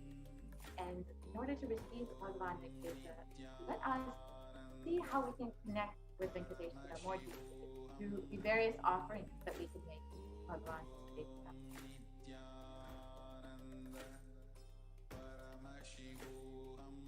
And yes, in the Tirumala Tirupati temple, the temple where Bhagavan Venkateshwara has himself has become the Achavatara with his very form. There's a beautiful tradition of the Niluvudopadi where devotees offer whatever they have when they visit Bhagavan Venkateshwara and receive his darshan. They offer whatever they have in the Hundial as an offering of their incompletions and karmas at the feet of Venkateshwara. And today, through this offering of Niluvudopadi being made available for all the devotees, the Supreme Pontiff of Hinduism has opened the opportunity for thousands of devotees to offer this and be relieved from the Dopadi, as directly the Supreme Pontiff of Hinduism will be gracing us in the Venkateshwara Bhavasamadhi Darshan and accepting all of our offerings and liberating us from the karmas and incompletions that we offer today in the Niluvudopadi. So how can we make this offering of the Niluvudopadi? The procedure to offer: you can dress yourself as Bhagavan Venkateshwara, adorning yourself with all the gold, silver and other jewels that you have. And then after the Bhavasamadhi Darshan, you can spread out a clean piece of cloth, preferably a white cloth, in front of Swamiji's Atmamurti. And from the space of abundance, remove all the jewelry that you want to offer to Bhagavan Venkateshwara and place them one by one on the cloth in an organized manner. Take a picture of all the jewelry neatly arranged on the cloth and upload in the form that is mentioned, which is tinyurl.com/Venkateshwara offering. And once you have taken the picture of all the jewelry and uploaded them in the form, you can tie them together in the cloth with 3 knots.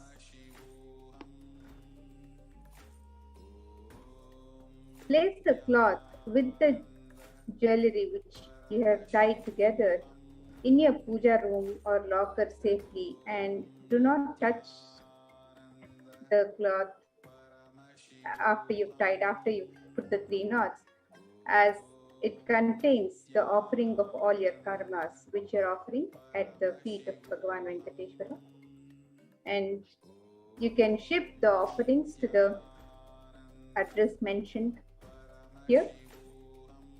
And the photograph of the Niluvudopadi offering with the details of the quantity and weight of the item, material description, you can send it to the address, and you can also tie the Niluvu Thopadi offering in a cloth and place it in front of Swamiji's photo till you're able to mail it. And as soon as the darshan is complete and you're able to mail the offerings, you can courier it to the Nithyanandeshwara Hindu Temple in Los Angeles, and you can submit the details of the items in the form tiny.cc/offerings-shipping-list, and the mailing address for the Niluvu Thopadi offerings is Nithyanandeshwara Hindu Temple, 14071 Peyton Drive, Peyton, Peyton Drive, number 850, Chino Hills, California, 91709. And you can courier it to this address, and you can fill in the details on the form tiny.cc/offerings-shipping-list. And if you're offering an equivalent value in cash, you can make the cash offering at gateway.nithyanandeshwarahindutemple.org/NHDLA.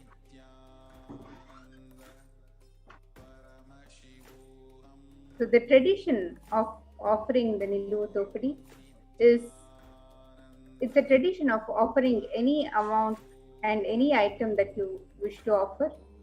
The offering of gold, jewelry, precious gems, currency, anything that you wish to offer may be offered to Bhagavan Venkateshwara.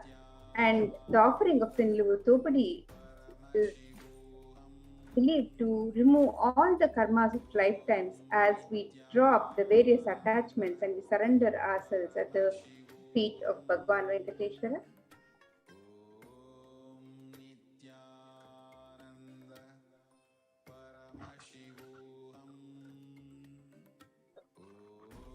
The next offering that you can make is the Sankalpa offering. You can offer your conscious resolution to Bhagavan Venkateshwara to manifest whatever it is you want. So the Sankalpa, setting up a conscious resolution to, before you start any new endeavor or before you want to manifest anything in your life, you should set a conscious resolution, the intention for exactly what it is that you want to manifest. And when you offer this to Bhagavan Venkateshwara, you will receive these blessings to manifest all of your realities from Bhagavan Venkateshwara himself, the Lord of Wealth.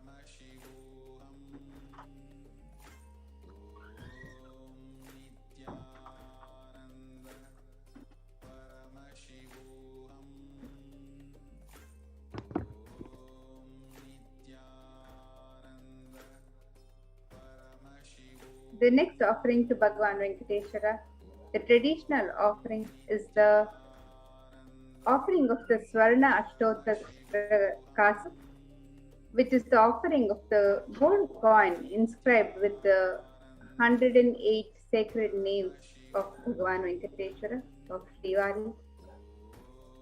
And these offerings of the gold coin can be made in 3 different sizes of $75, $151 coins is inscribed with one of the 108 sacred names of Bhagavan Venkateshwara. So you can see the various names of Bhagavan Venkateshwara, the 108 names, the Ashtottara Nama.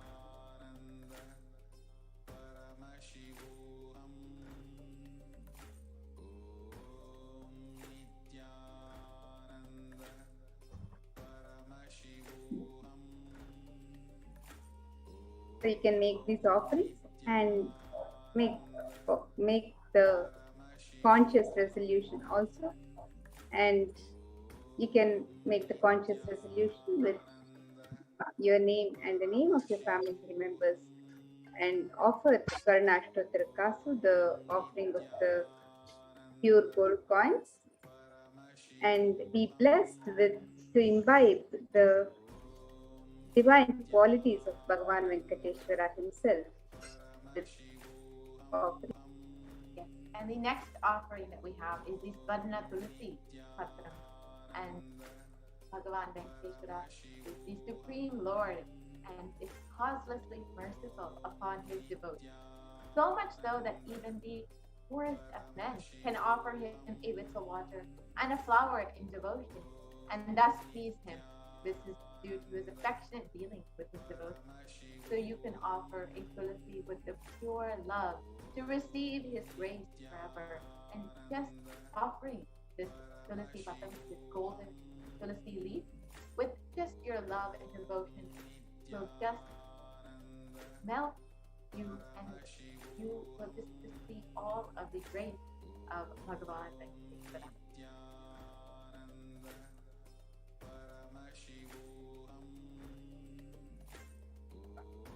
The next offering to Bhagavan Venkateshwara is the offering of the Swarna Padma Pushpa, the gold lotus flower. And Bhagavan says, if one offers to me with devotion a leaf, a flower, a fruit, or even water, I delightfully partake of that article offered with love by my devotee in pure consciousness. And you can offer a gold flower to last eternally in oneness with the avatar. So you can make the offering of the Swarna Padma Pushpa on the website www.kailasamailer.com/sevas. And the next offering is the Meti, the gold toe ring. And you can offer the gold toe ring at the feet of Bhagavan Venkateshwara and receive the most auspicious blessing to manifest whatever it is you want in your life.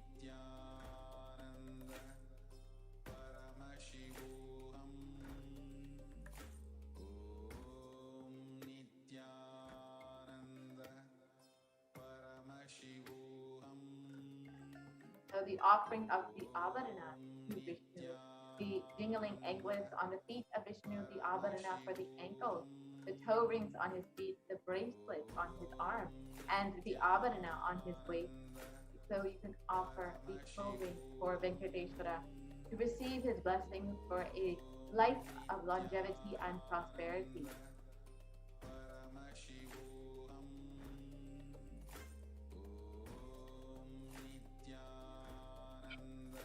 The next offering to Bhagavan Venkateshwara, as we receive this darshan today, is the offering of the Pratyaksha Pada Puja.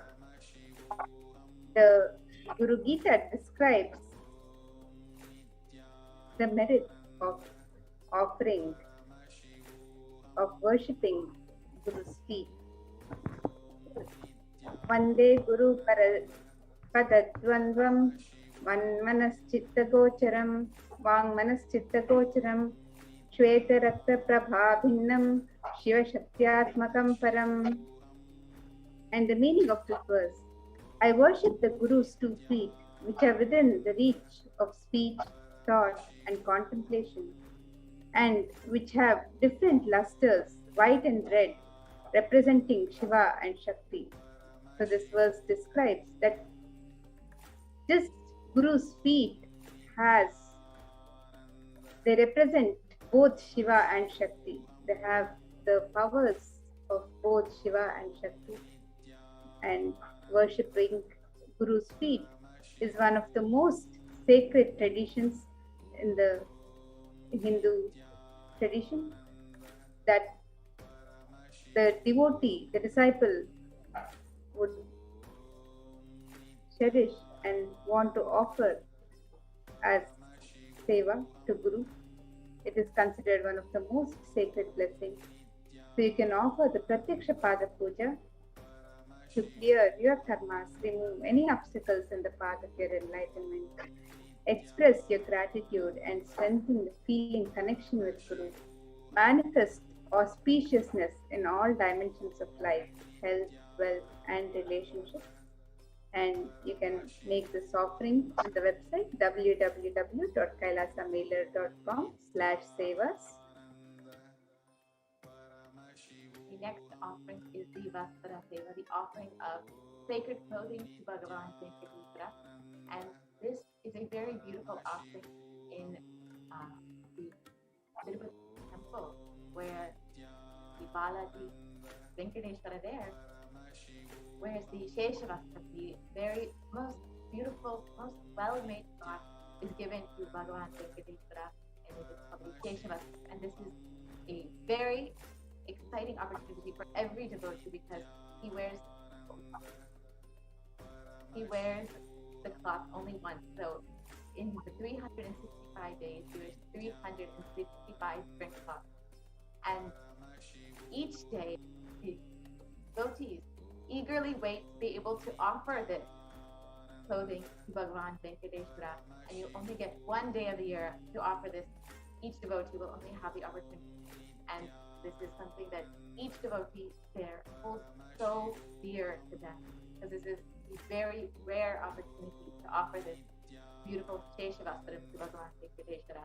So you too have this opportunity to offer the Vastra Seva to Bhagavan Venkateshwara, and you will be blessed with better physical and mental well-being and healing from any illnesses.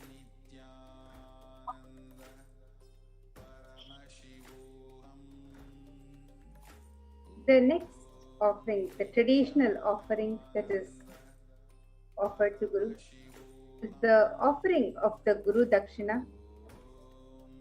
This verse from Kularnava Tantra, 12th chapter, the 18th verse, it describes the offering of a devotee to Guru.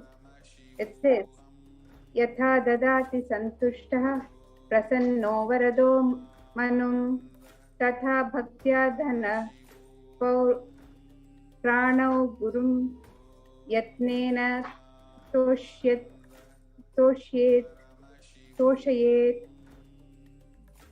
And the meaning of this verse, when you are devoted and in oneness, the Guru gives the mantra. Therefore, one should offer wealth and even life to him with the devotion, the very life to him with devotion. So this is from the Shastra Pramana, from the Kularnava Tantra, the 12th chapter. And it is the Hindu, the Vedic tradition that the Guru is the one who leads us to enlightenment, and the disciple offers the Guru Dakshina as a token of gratitude, and this offering can be made in any amount. So you can offer the Guru Dakshina also on the website.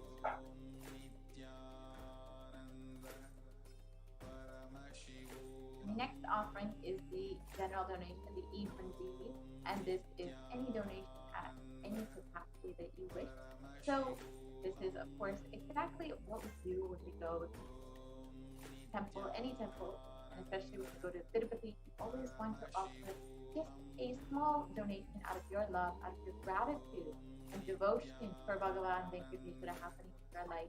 Just offer a few dollars, how much ever you want, in the hundi, and just say thank you to Bhagavan Venkateshwara, as he is just so available to the devotees. So you have this opportunity to do the same online through the e-hundi offering. You can do this in the YouTube Super Chat and Super Sticker option, which we will guide you through later on. And you can go ahead and offer your love and devotion.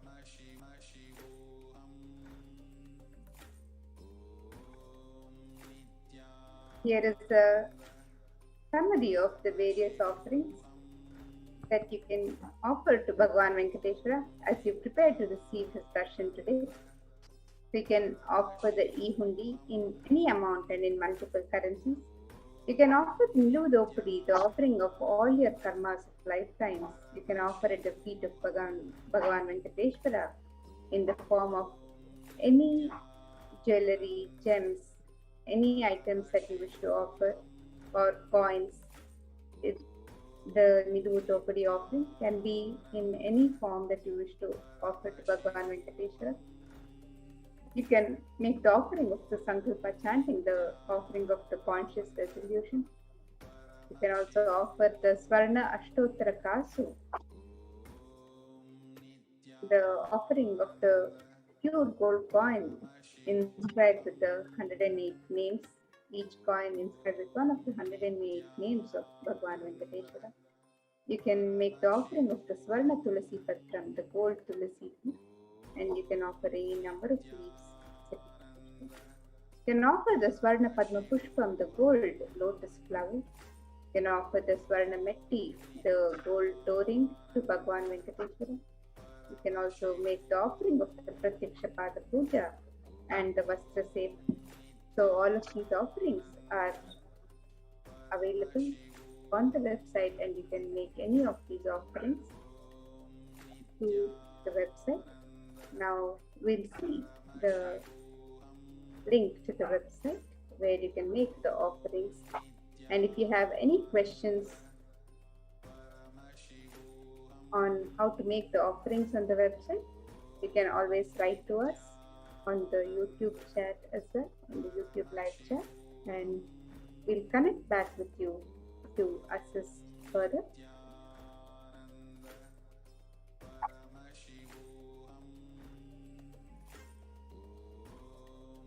So here is the website, www.kailasamailer.com/seva, and you can scroll down on this page and make the offerings to Bhagavan Venkateshwara for the Venkateshwara Bhavasamadhi Darshan that we are getting ready to receive Bhagavan Venkateshwara today.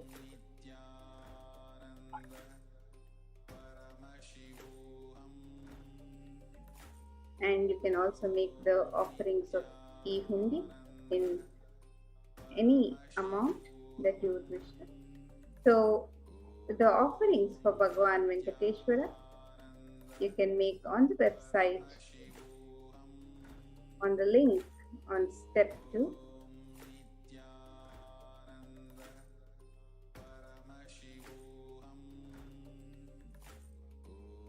You can make the offering of the Swarna Metti, the Swarna Padma Pushpa, the Swarna Tulasi Patram, the Swarna Ashtottara Kasu,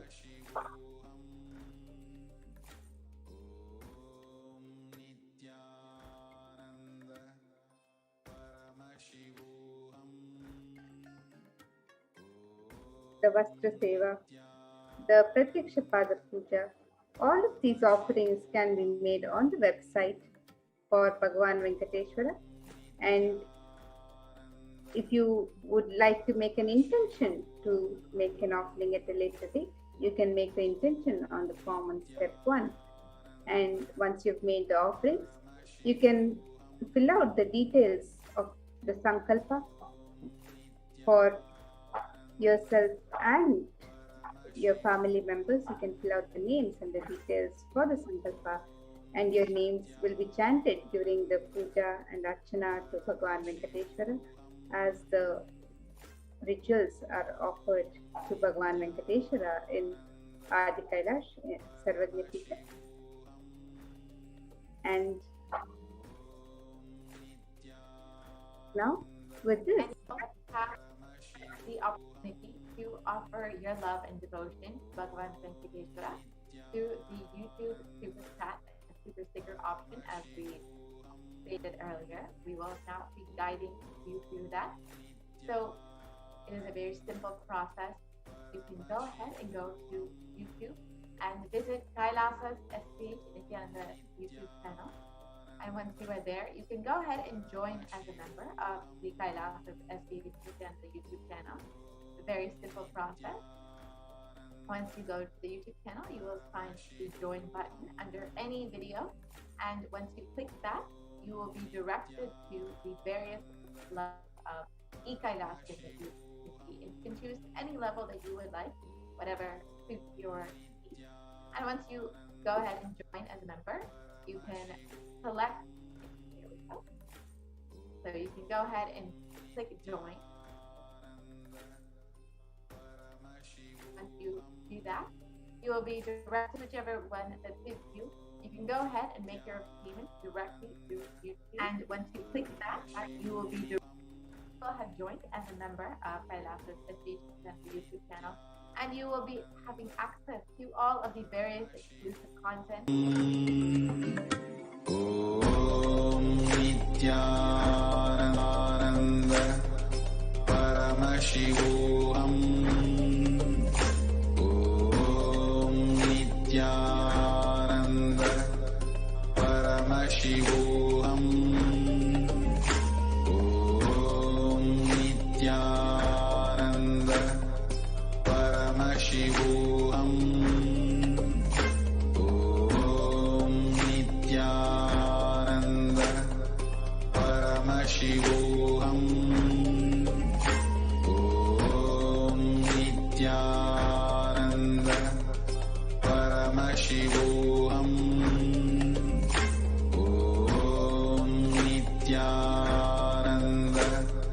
Paramashivoham. Nithyananda Paramashivoham. Nithyananda Paramashivoham.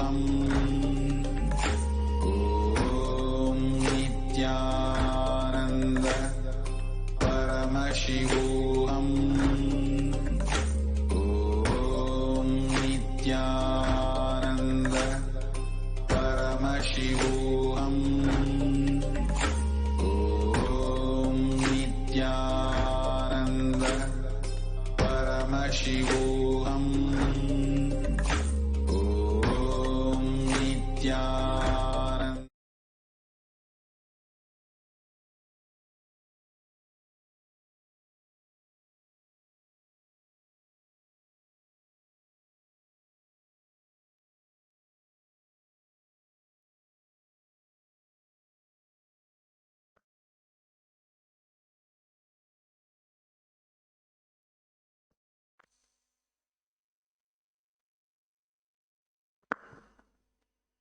Now we enter into today's Venkateshwara readings.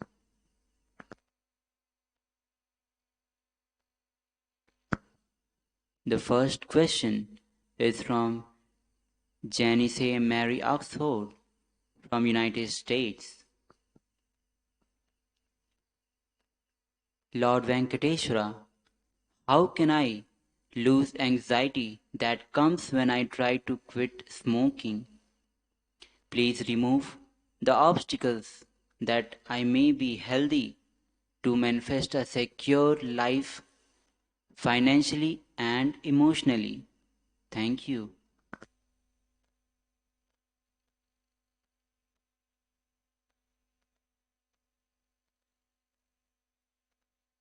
Blessings of Venkateshwara.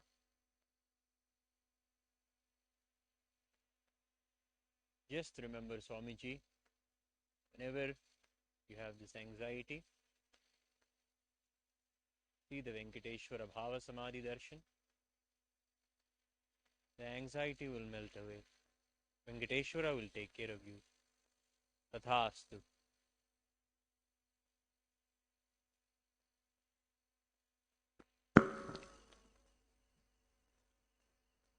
The next question is from Janice Oxford from United States.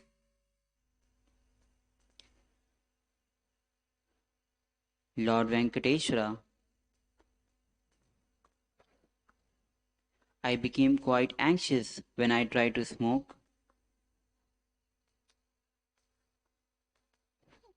When I tried to quit smoking, I have smoked for 50 years. I know it is holding me back from superconscious breakthrough. Please help me.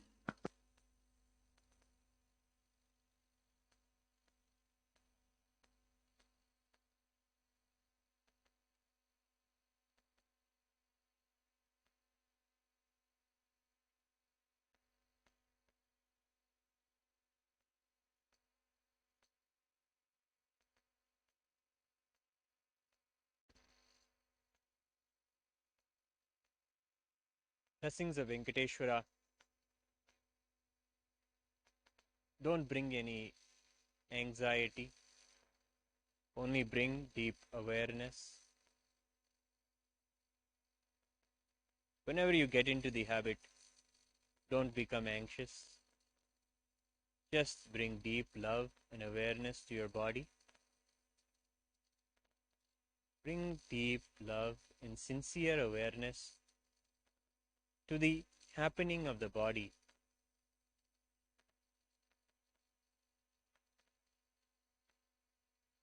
Bring deep love to yourself. Venkateshwara will take care. Do this. You will be healed. Tathastu.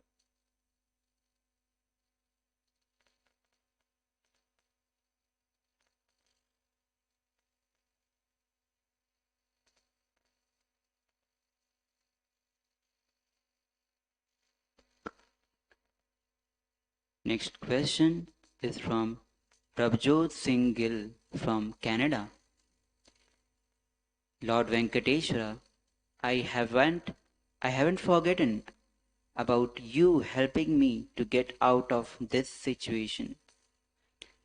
I want to be in deeper devotion. I have to request you to help me to manifest and assist me with love. I would really want to have a fair chance to get to know Gabriel. I know you can make this happen. Further, don't try to make any excuse. I would do whatever it takes. Just let me know.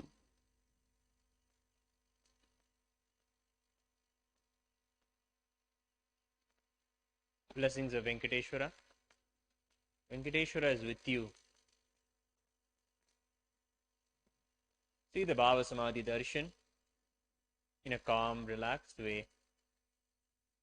As you see the darshan with your eyes, let your eyes relax onto the form of Venkateshwara and breathe in and out slowly.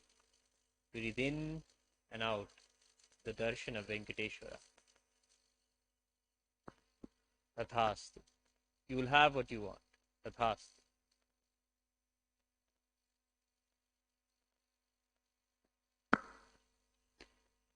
Next question is from Eddie from Atlantic.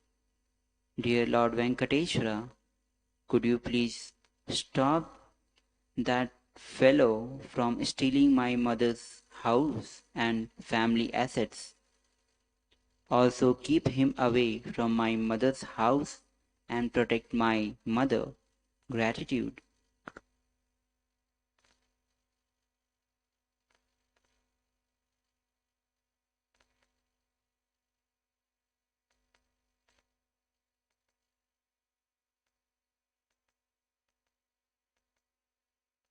Venkateshwara's blessings, he will take care. Inside you, do deep completion with your mother. Your mother will realize your love for her and she will make the right decision. Tathastu.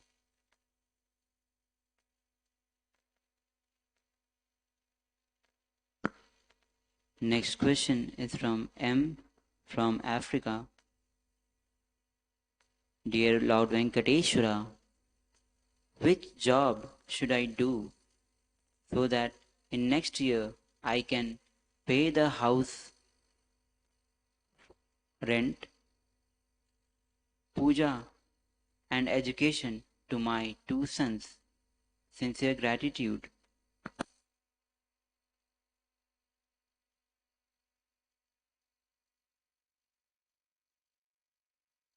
Tathastu. You will have a job within the next month.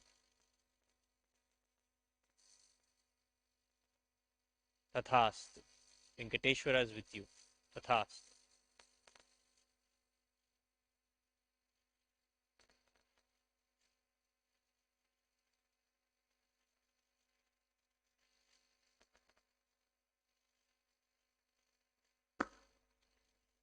Next question is from Elif from Margazal. Dear Lord Venkateshwara, I don't want to take responsibility for which is not mine. Please free me from it. Should I move those people around me to their houses this month? Thank you.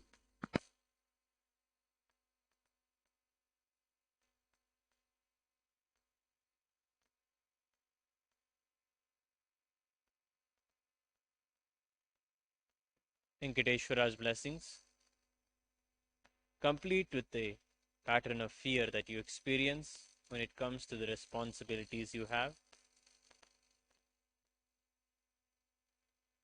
Know that only he does, only Swamiji does, and do everything appropriately. Be a light being. You will be able to achieve anything and do everything before you. You will be successful. Tathastu.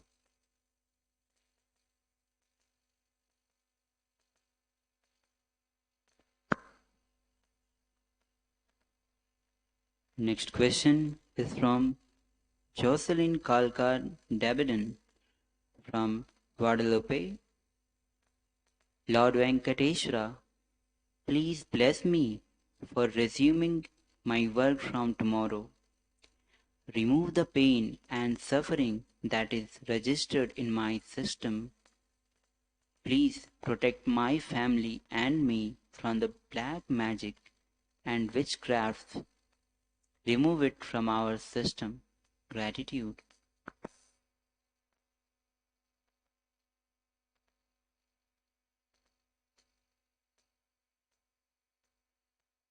Venkateshwara's blessings. There is no fear of any external entity. Do not be afraid at all. Venkateshwara is taking care. Cleanse your body with the Haritaki and the neem juice every day without missing. You will remove these toxins from you and you will be healed. Tathastu. Tathastu.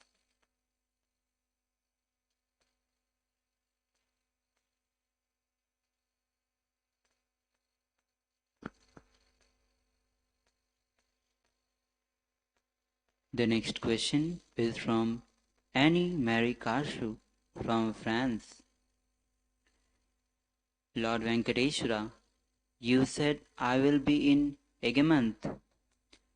What am I to do to get the money for it as soon as possible? Thank you for helping me to be at peace and without reaction even when people are aggressive, and for giving me back my youthful body. I find it difficult to assume my 78 years old body.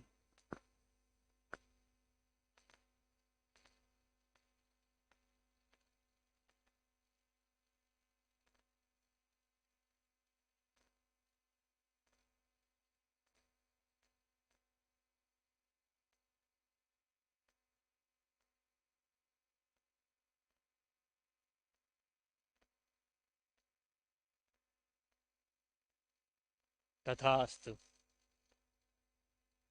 There is something you have that you need to give up. You don't even see it now because you're so attached to it, or you have taken it for granted.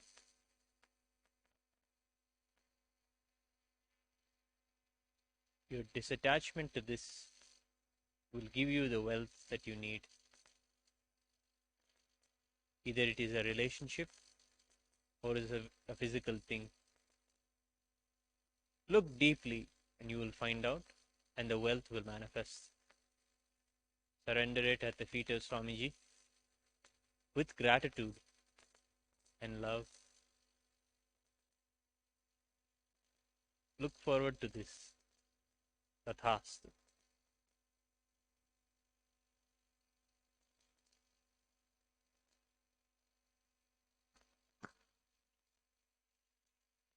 Next question is from Rahul Ashwini from India. Bhagwan Venkateshwara, please bless me to get a job as soon as possible and come to the Adi Kailash and let me know how can I please Devi. Gratitude.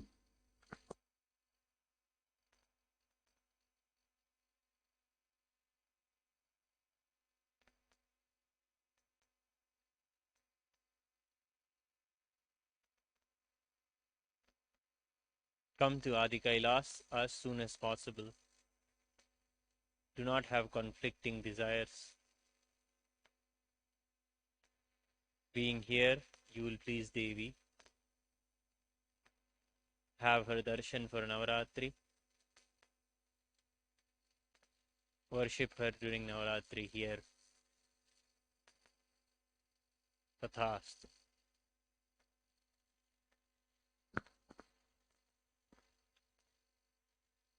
Next question is from Celine Guillemot from Suze. Lord Venkateshwara, please help me to complete myself, especially with my self-doubt. Gratitude.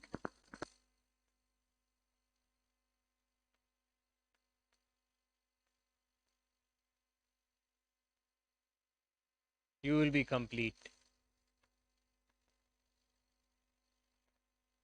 Tathastu.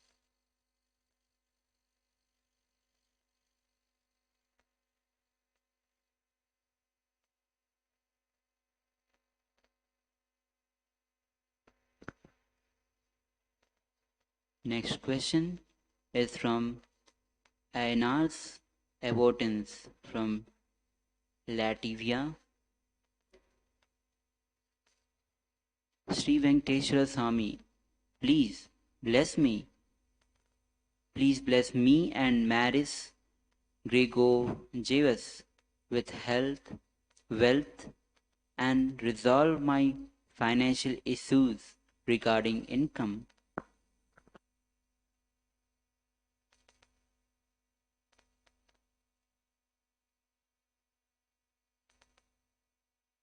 Venkateshwara's blessings every night.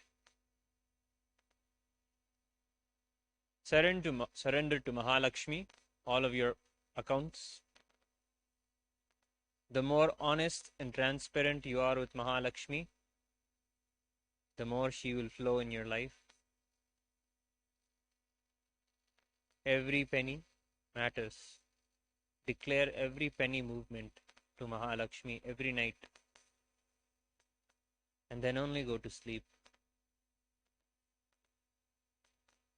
Tathastu.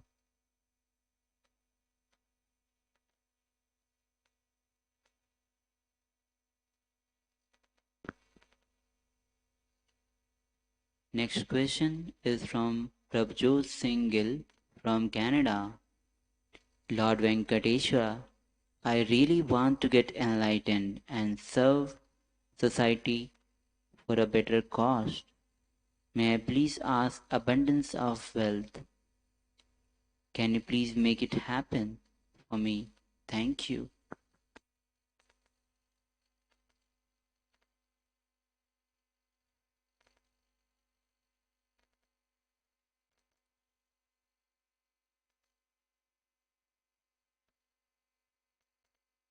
Get involved in the activities of Kailasa.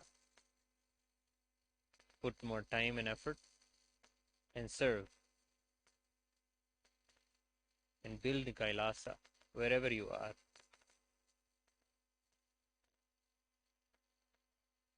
You will get enlightened and you will be able to serve. Tathastu.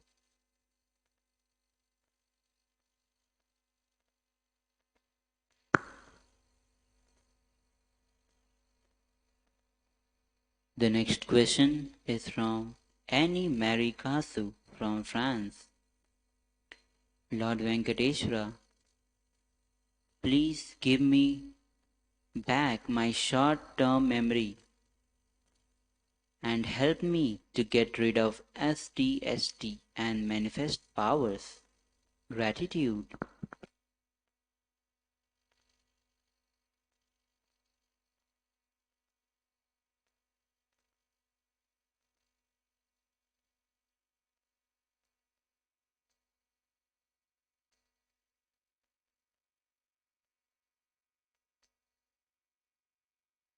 Just remember Swamiji all the time.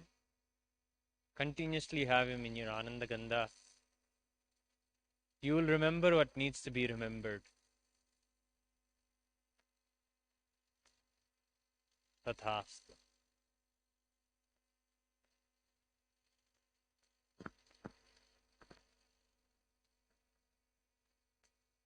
Next question is from Jocelyn Kalka Dabidin from Guadalupe. Lord Venkateshwara, please make me a strong, intelligent, healthy, invulnerable, wealthy, happy, unclutched, and sovereign conscious woman. Gratitude.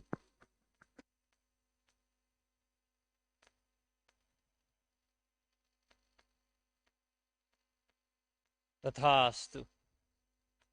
Go on contributing into others in your life. You will not contribute anything other than joy and bliss. Follow this strictly, and you will have all that you want. Tathastu.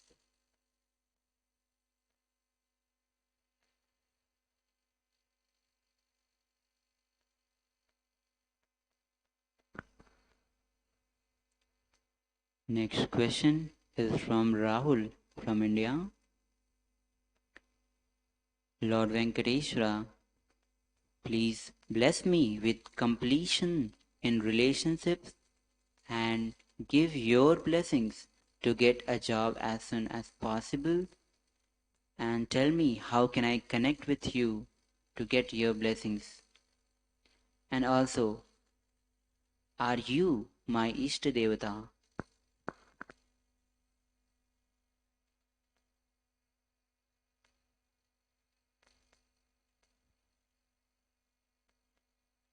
Your Ishta Devata is Parashakti.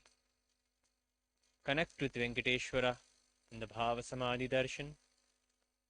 That is the best way for you. Venkateshwara will heal your relationships. You will have the job you seek. Tathastu.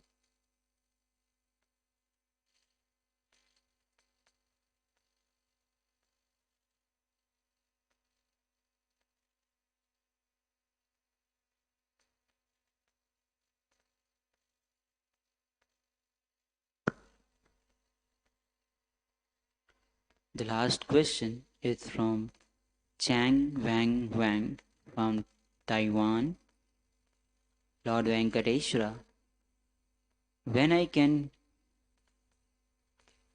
complete SJP and get more wealth, and how to do it just now?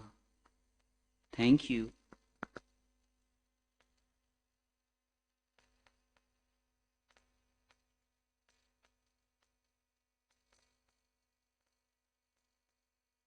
Venkateshwara is showering you with the wealth. Just relax with Swamiji's image in your Ananda Gandha. Just do this. You will have the wealth now. Tathastu.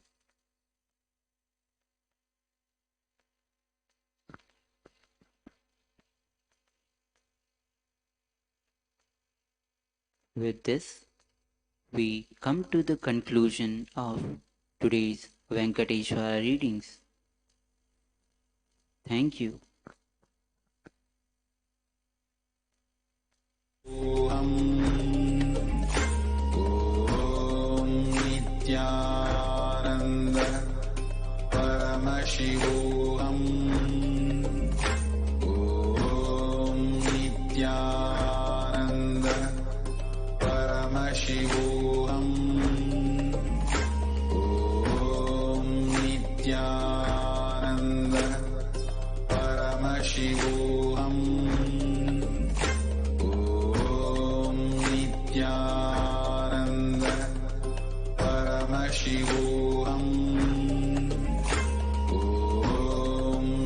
Nithyananda Paramashivoham. Om Nithyananda Paramashivoham. Om Nithyananda Paramashivoham. Om Nithyananda Paramashivoham. Om Nithyananda Paramashivoham.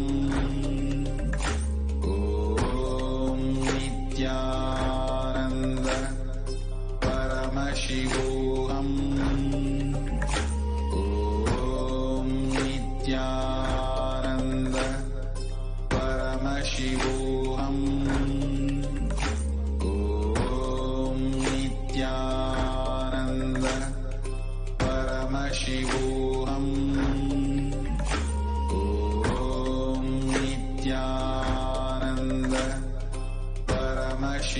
Paramashivoham.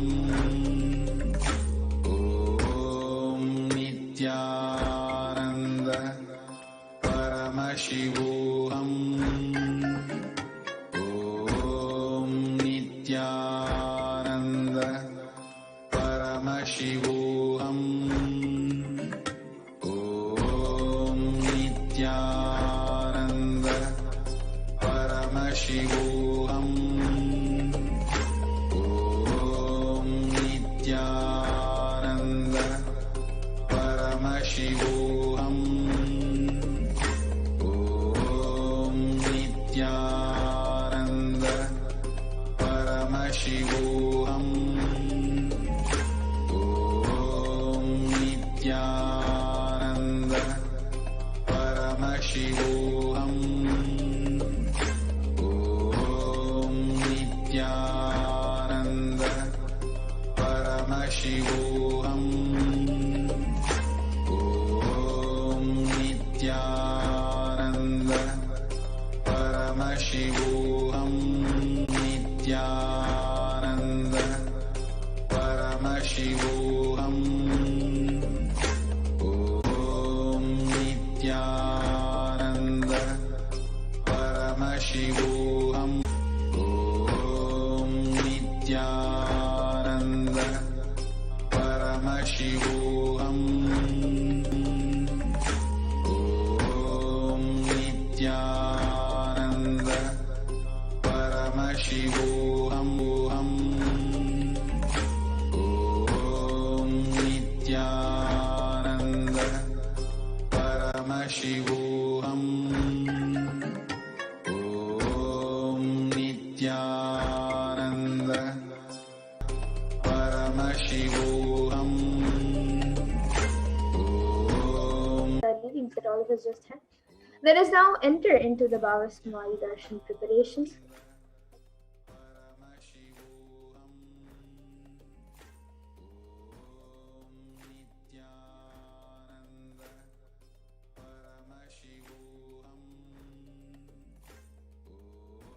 So let us first look at a verse from the Maliniga Tantra, verse 60, that speaks about the science of Shaktipada.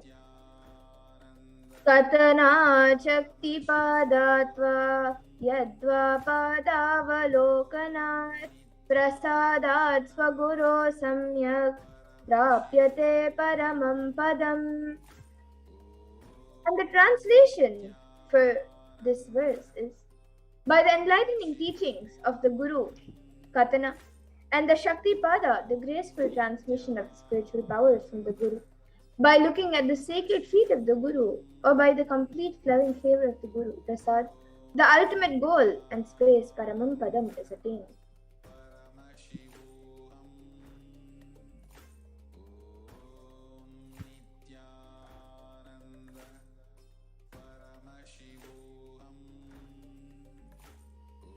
And Bhava is defined as directing and activating the emotional and spiritual energy that is created through meditation on the avatar. And the Bhavasamadhi, Darshan is not an event in space and time, rather Darshan happens at the moment when we are lifted out of space and time. And during the Bhavasamadhi Darshan, our neurons mirror that of the avatar. And the Supreme Point of Hinduism has spoken elaborately on this science of mirroring of neurons. So the brain neurons mirror and activate and process all the observed movements of and information of the avatar just by seeing, without the physical act of imitation. So that is, our entire body can silently and without movement recreate what is happening in distances far away, experiencing superconscious energy radiated by the avatar. And the science of Bhavasamadhi Darshan knows no distance, and it is a phenomenon that modern science is just discovering and terming it as quantum gravity. So our thoughts per second reduces significantly, and we relax into the space beyond thoughts, becoming mentally at ease in coexisting dimensions beyond duality. And we and the divine become one, unconditioned by the parameters of time and space. So let us now understand more about the science of Bhavasamadhi Darshan. So beautifully, once when Krishna saw his own extraordinary sweetness reflected in a jeweled wall, he was amazed and said, "How unprecedented and astonishing is this deep and indescribable sweetness of mine! Alas, when I see it, even I become greedy to enjoy its sweetness. Just like Radhika, when I see my own sweetness in the mirror, I become eager to taste it, but I can't. After due consideration, I find that the only way to relish this sweetness is through the constitution of Sri Radhika." And the science of Bhavasamadhi Darshan is where the Nijavatara manifests Paramashiva consciousness and expresses the being of Paramashiva through the Divya Sharira and manifests as Nijavatara, the physical form, for us to experience Paramashiva.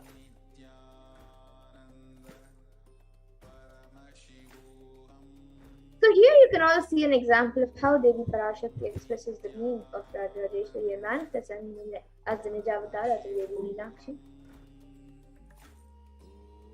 Bhagavan Paramashiva expresses through the being of Subramanya and manifests as Nijavatara, the physical form, to Bhagavan Muruga. Bhagavan Paramashiva expresses the being of Arunagiri Yogeshwara and manifests as Nijavatara, the physical form, through the Supreme Point of Hinduism, His Divine Holiness Bhagavan Sri Nithyananda Paramashivam. And Bhagavan Parandama expresses the being of Mahavishnu and manifests as Nijavatara in the form of Bhagavan Venkateshwara. And Archavatar, the deity, reflects the consciousness and the manifestation of his superconscious energy. But unfortunately, human beings are not mature enough to receive the high-level experiences from the Archavatar directly. And so the avatar, the physical embodied form, comes down to bridge the gap and create an experience of superconscious energies in our life. And when we have the Bhavasamadhi Darshan of the Nijavatara manifesting beings of various dimensions of Paramashiva, the auspicious components and the powerfulness of those dimensions of Paramashiva are awakened in us. So now let's understand the dimensions of Paramashiva manifesting the Nijavataras for us to experience the Bhavasamadhi Darshan. So basically, the Bhavasamadhi Darshan is the direct experience of costless bliss. And during the Bhavasamadhi Darshan, our beings celebrate. Our being comes alive and celebrates with the energy waves of existence. And our very muscles learn to imbibe and radiate Paramashiva.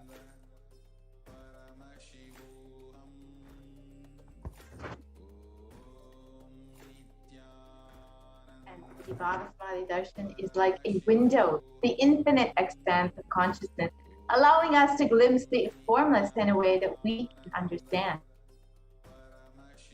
And even without much effort from our side, our very biomemory awakens the space of Paramashiva, the ultimate consciousness, during the Bhavasamadhi Darshan. And when you have a glimpse of the avatar, superconscious being or divine being, the lifetimes of karmas get cleaned and it creates a deep lasting transformation in us.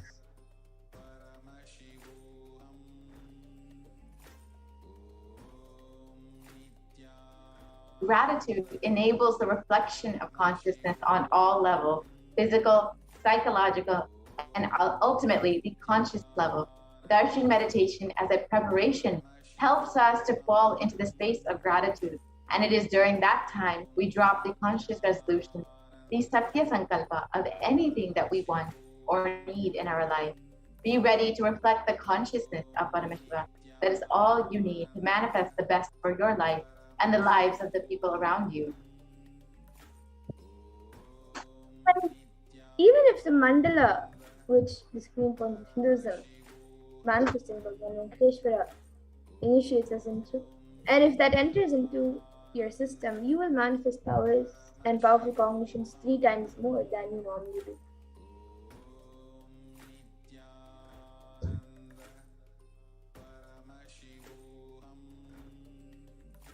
So the right context receive the Bhavasamadhi Darshan. I know you are the source of everything. You are everything, and you are in the embodied form of the supreme concept of Hinduism, and you are in this body. You are the source for both. Let me connect with you. Let you reveal yourself to me. Let me be in the Bhavasamadhi of you. So now you can all take a few minutes to set up for the Panchopachara Puja, the offerings of the 5 offerings. So you can get the sandalwood paste or powder, then some flowers, some incense sticks, then a lamp and a food offering that you would like to offer to Bhagavan Krishna. And we will now be getting ready for the Paramashiva mantra as all of you get ready for the Panchopachara Puja. We will also be having the Paramashiva mantra.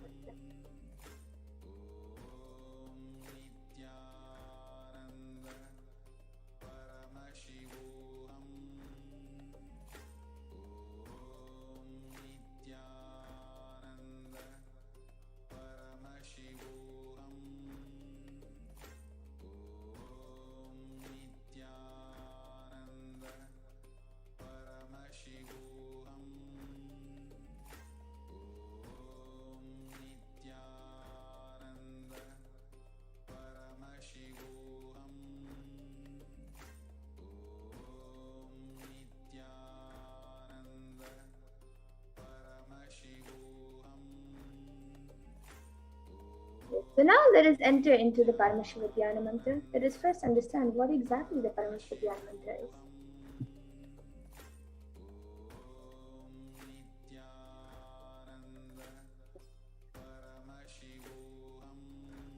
So the Supreme has blessed this Paramashiva mantra as an initiation, a diksha that transmits and experience and powers in the form of sacred mantras, just like how the avatar transmits shaktis just by a look, naina, or a touch, sparsha. Similarly, the avatar births himself as the mantra, which encompasses all his shaktis, the energy, and transmits those shaktis to the devotee. And anyone to whom this mantra is chanted from the space of oneness and deep restful awareness, that person is bestowed with health and well-being, wealth and abundance and prosperity, love and fulfilling relationships, enormous growth and success in business, job and finance, and a complete and fulfilled life manifest without any types of doshas, sins or evil eyes or obstacles, leading to a long, healthy and blissful life. With the grace and blessings of the Supreme Concept of Hinduism, Kailasa's Department of Human Services and Kailasa's Department of Religion and Worship is offering the Paramashiva Dhyana Mantra prayer service on behalf of each and every one of you. So today we are going to offer our prayers and request the blessings of Bhagavan Venkateshwara in the Nijavatar, the physical embodied form, to the Supreme Point of Hinduism, on behalf of each and every one of you for the following benefits. Today, we are offering the Paramashiva Dhyana Mantra at the feet of Bhagavan Venkateshwara for the healing of health issues, for the healing of psychological stress and anxiety, for the healing of addiction, for moving out of depression, for moving out of pain patterns, for improved career, for the healing in relationship with the spouse, family, and profession, and for the breakthrough in the wealth dimension. Protection for children orphaned during the pandemic, protection from natural calamities, protection from lost wages and income, solution to any problem. Then for you to have a breakthrough in creativity, increased inspiration, for you to move out of depth and experience increased energy and vitality.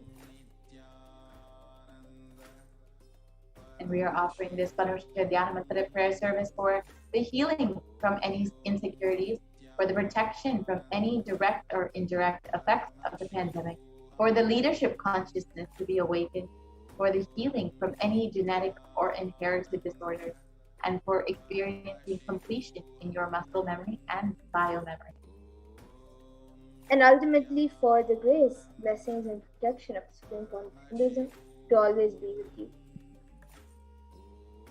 So now let us enter into the Paramashiva Dhyana Mantra. Om Nithyananda Paramashivoham. Om Nithyananda Paramashivoham. Om Hrim Nithyanandaya Namaha. Om Ham Hom Shivaya Namaha. Om Nityanandam Paramasukadam Kevalam Jnanamurtim Dvandvatitam Gagana Sadusham Tattvamasyadilaksham Ekam Nityam Vimalamachalam Sarvadi Sakshi Bhutam Bhavatitam Trigunarahitam Sadgurum Tam Namami. I surrender to that Sadguru who is the eternal bliss, the bestower of supreme happiness, the one who is the embodiment of wisdom, who is beyond duality, who is omnipresent, to whom the supreme goal is giving the enlightenment experience, who is eternal, pure, and unshakable, who is the silent spectator of all thought processes, who is beyond emotions, who is without the three qualities called sattva, rajas, and tamas. When you make a conscious resolution in the presence of the avatar, the power of Sankalpa itself will deliver the experience and manifest your reality. Om Mamo Partha Samasta Durita Kshaya Dvara Bhagavat Shri Nithyananda Paramashiva Prityartam. I am taking this conscious resolution today for destroying all my karmas and sins, and in order to please Bhagavan Shri Nithyananda Paramashivam. Asya Devadevasya Mahadevasya Akilanda Koti Brahmandanayakasya. Who is the God of all gods? Who is the greatest of gods, Lord of universes and multiverses? Who is the Lord of the cosmos? Sakala Jagatrushti Sthiti Samhara Tirobhava Anugrahakya Panchakritya Parayanasya. The one who does the cosmic actions of creation, sustenance, rejuvenation, pulling out of delusion, and liberation. Adimadyantarahiktasya Aprameya Parakramasya Tattvartha Gocharasya.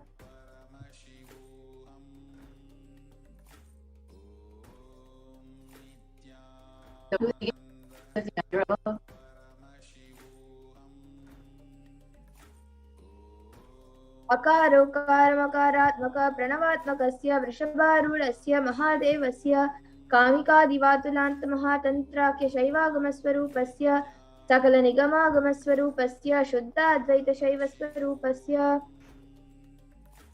Nityananda Padastasya Nityananda Swarupasya Shuddha Sachidananda Vigrahasya Rupa Rupa Titasya Sakala Nishkala Swarupasya Nitya Niranjana Niramaya Nirvikara Akandadi Visheshanasya Shri Nityanandeshwari Parashakti Sameta Shri Nityanandeshwara Paramashivasya Shri Nityanandeshwari Parashakti Sameta Shri Nityanandeshwara Paramashiva Avatara Bhutasya Sarvadeva Devi Swarupasya Bhagavataha Shri Nityananda Paramashivasya Cha Prityartam. Shubhe Shobhane Muhurte Adya Brahmanaha Dvitiya Pararde Shri Shvetavaraha Kalpe Vaivashvata Manvantare Ashtavimshati Tame Nitya Yuge Pratame Pade Jambodvipe Bharata Varshe Bharata Kande Meroho Dakshine Parshve Shakabde Asmin Vartamane Vyavaharike Prabhavadinam Shashtyaha Samvatsaranam Madhye Shubhanama Samvatsare Shubhayane Shubharatau Shubhamase Shubhapakshe Shubharatau Shubhavasare Yuktayam Shubhanakshatra Shubhayoga Shubhakarna Evam Guna Visheshna Vishishtayam Asyam Shubhaditau. during this auspicious time, during the second half of the lifetime of Lord Brahma, during the Kalpa called Shvetavaraha, during the regime of Vaivasvata Manu, during the first quarter of the Yuga called Nitya Yuga, in the island called Jambu, in the continent called Bharatavarsha, the Indian subcontinent called Bharata Khanda, in the southern side of Mount Meru, in the Saka era, during the year called Lava, which is one of the 60 years which is in practice of which Prabhava is the first year, in this auspicious ayana, in this auspicious season, in this auspicious month, in the auspicious paksha, on the auspicious tithi, on the auspicious day, during the auspicious nakshatra, auspicious yoga, and auspicious karana, during such an auspicious moment. आदिकैलासे कल्पवृक्षस्य अधः नित्यानन्दनगरे स्मृतस्मृतानां मुक्तिदायके महाक्षेत्रे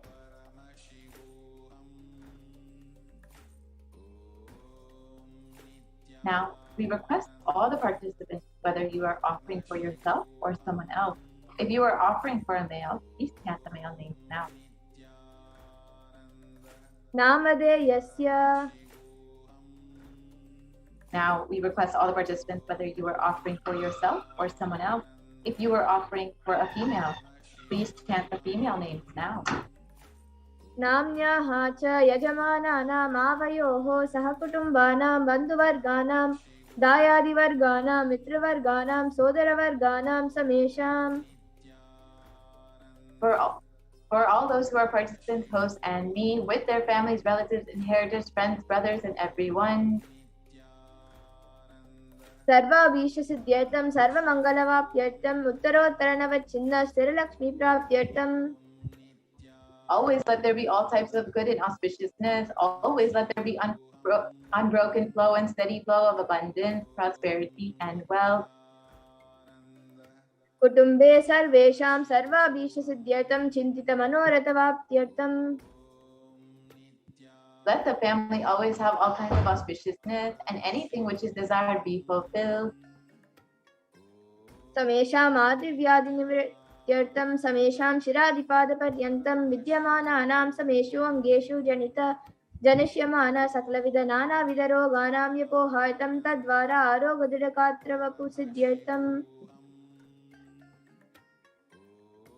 Let all chronic diseases be healed. Let all kinds of diseases and disorders in the body, starting from head to toe, which has occurred or which is yet to occur in the various parts of the body, be healed.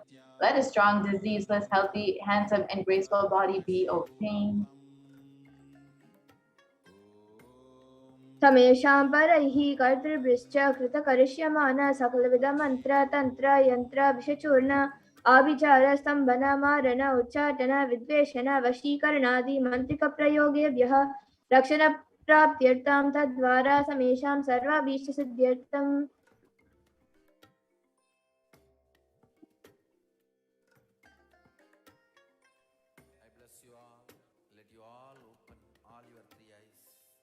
Let protection be obtained from all the evil effects of the acts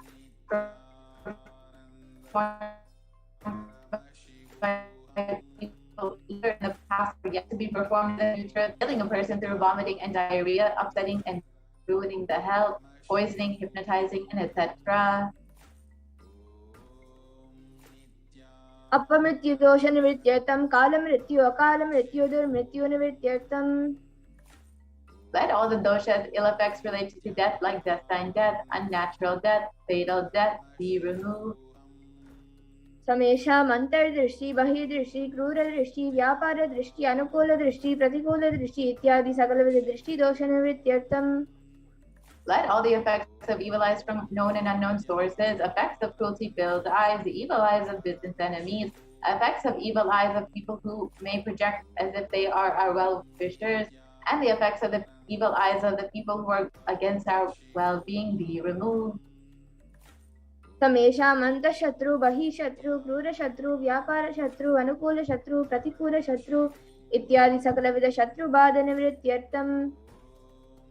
Let all the effects of the inner enemies and outer enemies, fierce enemies, business enemies, enemies who present themselves as good, and enemies who work against our well-being be removed. समेषां मातृशापादि सकलविधशापानां व्यपोहनार्थं Let the effects of all the curses right from the mother be removed. अनादि अविद्यवाशनया प्रवर्तमाने अस्मिन् महति संसारचक्रे विचित्राभिः कर्मगतिभिः विचित्रासु योनिषु पुनः पुनः अनेकदा जनित्वा. From time immemorial, due to ignorance, we get caught in the vast cycle of birth and death.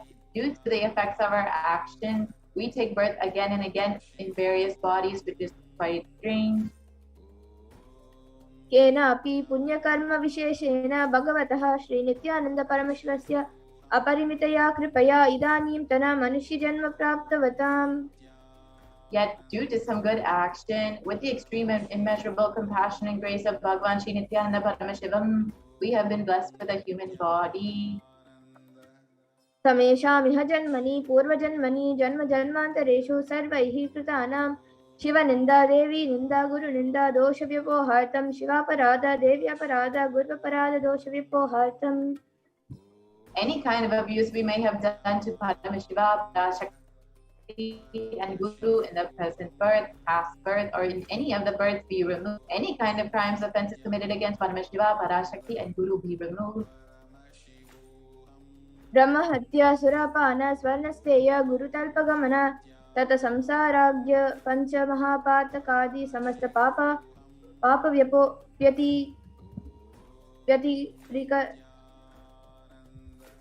व्यतिरिक्तार्थम.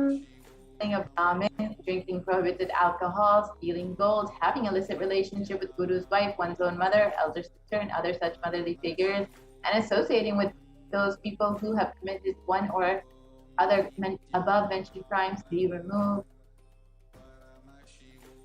अपि च सर्वे बाल्ये व्यवसि कौमारे यौवने वार्धक्ये च. Let all the karmic effects of action done as a child, adolescent, youth, and as an old age person. जाग्रत स्वप्न सुषुप्ति अवस्थासु. Let all the karmic effects of actions done in the wakeful state, dream state, or deep sleep state. कर्मेन्द्रिय ज्ञानेन्द्रिय व्यापारैः संभावितानां रहस्यकृतानां प्रकाशकृतानां. Let all the sins done through the karmendriyas, the 5 organs which perform action like speech, hands, feet, excreting, and reproductive organs, and the jnanendriyas, the 5 organs which receive information like ears, eyes, nose, tongue, and skin.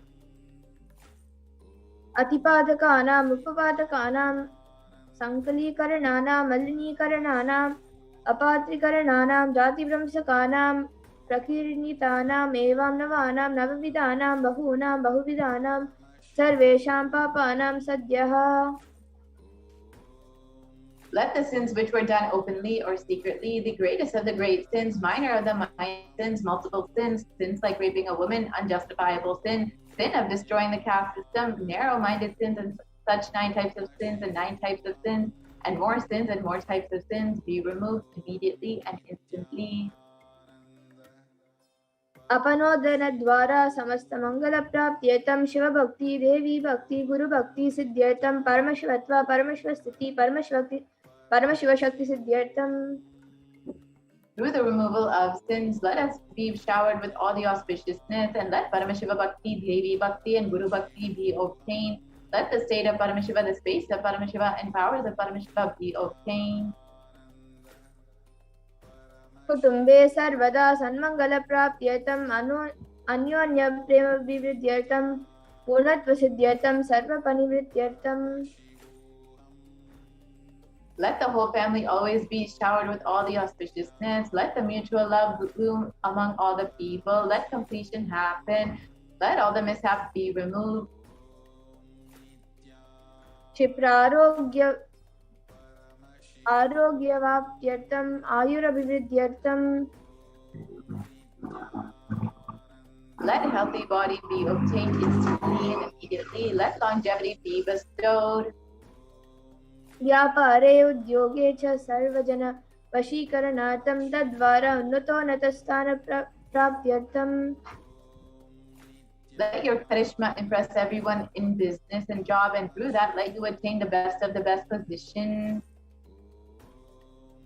बहुधन सौख्य प्राप्त्यर्थम गृह कनक पशु पुत्र पौत्र धन धान्य सौख्य प्राप्त्यर्थम. Let extremely wealthy and happy life happen. Let various wealth be showered in the form of house, gold, cattle, children, grandchildren, money, grains, and all the comforts related to worldly life. आदित्यादीनां नवानां ग्रहाणां दोषपीड निवारणार्थम् आदित्यादीनां नवानां ग्रहाणाम् अनुकूल्यता सिद्ध्यर्थम्. Let all the malic effects of the 9 planets be removed, and let the auspiciousness be bestowed by the grace of all the 9 planets. भूम्यन्तरिक्षे विद्यमान भूत प्रेत पिशाच राक्षस ब्रह्म राक्षस वेताल कूष्माण्ड डाकिनी शाकिनी इत्यादि सर्वरिष्टानिवारणार्थम्. Let all the evil effects that cause calamities on the planet Earth, the evil effects from various demonic beings like Bhuta, Preta, dead people, Pishacha, demon, Rakshasa, Brahma Rakshasa, Vetala, ghost, Kushmanda, class of demons, Dakini, little devil, Shakini, kind of female demon, be removed. मनोव्याकुलता निवारणार्थम्. Let the mental confusion, worry be removed. प्रारब्धे कर्मणि करिष्यमाणे कर्मणि आदिदैविक आदिभौतिक आध्यात्मिक विघ्न निवारणार्थम्. Let all the obstacles be removed with regard to actions done or going to be done relating to God, world, and spirituality. समस्त रनि निवारणार्थं धनलक्ष्मी धान्यलक्ष्मी संतानलक्ष्मी सौभाग्यलक्ष्मी विद्यालक्ष्मी शौर्यलक्ष्मी वीरलक्ष्मी विजयलक्ष्मी इत्यादि अष्टलक्ष्मी परिपूर्ण कृपा कटाक्ष सिद्ध्यर्थम्. Let all the loans be removed. Let all the Ashtalakshmis like Dhanalakshmi, wealth, Dhanya Lakshmi, food and grains, Santana Lakshmi, offspring, Saubhagya Lakshmi, fortune, Vidya Lakshmi, knowledge, Shaurya Lakshmi, bravery, Veera Lakshmi, heroism, Vijaya Lakshmi, success, be showered. परीक्षासु उन्नतस्थाने विजयप्राप्त्यर्थं सर्वविद्यापारङ्गता सिद्ध्यर्थं मेधाशक्ति ग्रहणशक्ति अभिवृद्ध्यर्थम्. Let the top rank be obtained in the examinations. Let all the excellence be acquired in all the fields of knowledge. Let the memory power, understanding ability be increased. इत्यादि सकलविध सन्मङ्गलानि Gurukripa कटाक्षेन प्राप्त्यर्थम्. By the grace of the Guru, let all the above auspiciousness be showered upon. Shri कैलासोन्नत द्वादशान्ते Shyamala पीठारूढा. The one who has ascended the Madare Adinam Shamala Peetham, the Peetham established by Devi Meenakshi, the incarnation of Shamala Devi, which is the supreme place of Kailasa, where Paramashiva resides and rules the whole cosmos and Kailasa. Shri Meenakshi सुंदरेश्वरा भिन्न स्वरूपा परशिव पुत्र Ratna. The one who is no different from Meenakshi and Sundareshwara, the most beloved son of Paramashiva. Kumar गुरुमन्य तुल्यावतार Shri Parvati स्तन्यपान लब्ध दिव्य ज्ञान विश्रुत सकल निगमागम स्वरूप निगमागम सारभूत द्राविड वेद प्रवक्त्र. The young boy who is the gem among gurus and unequaled avatar, the one who received the enlightenment by drinking the breast milk of Devi Parvati, the author of the famous Dravida Vedam, which is the essence of all the Vedas and Agamas. Shrimad Paramshiva करुणा समुदित मुक्तामय चतुरश्रयान गीयमान छत्र चामर श्री चिन्ह काहलादि समस्त बिरदा वल्यलंकृत ज्ञान विज्ञान चक्रवर्ती. The one adorned by the quadrangular palanquin made of pearl, received by the grace of Paramashiva, adorned by musical instruments, umbrella, chamaram, the sacred symbols of worship, etc., adorned by the hymns of praises, the one who has won the whole world by his enlightenment and the science of enlightenment, and been accepted by all kings as the supreme ruler. सर्वजन संग सद्यो निर्वाण दीक्षा व्याप वर्ग विश्रान जी मूर्ता परम तकलब Kesari. the shower of Videha Mukti, an immutable state of enlightenment immediately by Nirvana Diksha to all people, the one who creates bliss protecting leader, the roaring lion and trumpeting young elephant for all other religions. Shaiva Siddhanta Sthapanacharya Shri Rajadiraja Pandya Maharaja Guru Shapana Shakyadi Mahantakara Nivarana Jnana Bano Vikshana Narhara Dvajo Chedana Purvaka Srimad Rishabhadvaja Sthapaka. The Acharya who established Shaiva Siddhanta, the Raja Guru of the Pandya who is the supreme king of all kings, the Guru who is also the Pandya king, the supreme king of all kings, the enlightening sun that removes the utter darkness of delusion, the one who installed the Vrishabha flag, the creator of Shaivism. Shaiva Samaya Kartre Sarvajna Pita Ruda Shri Jagat Guru Shri Jnana Sambandha Deshika Swami Vagisha Sundara Manikyavachaka Swami Nam Avatara Bhuta Shri Jnana Sambandha Swami Punarudrada Shyamala Pita Sarvajna Pita Trinavatyuttara Dushatatama Guru Mahasannidhana.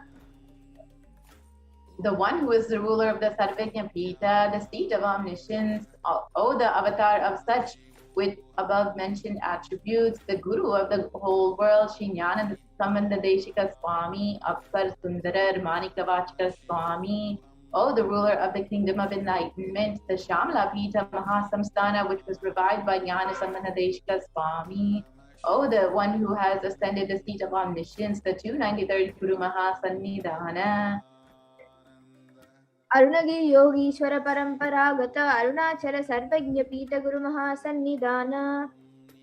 The one who has ascended the seat of Arunachala Sarvajna Pita in the lineage of Arunagiri Yogishwara.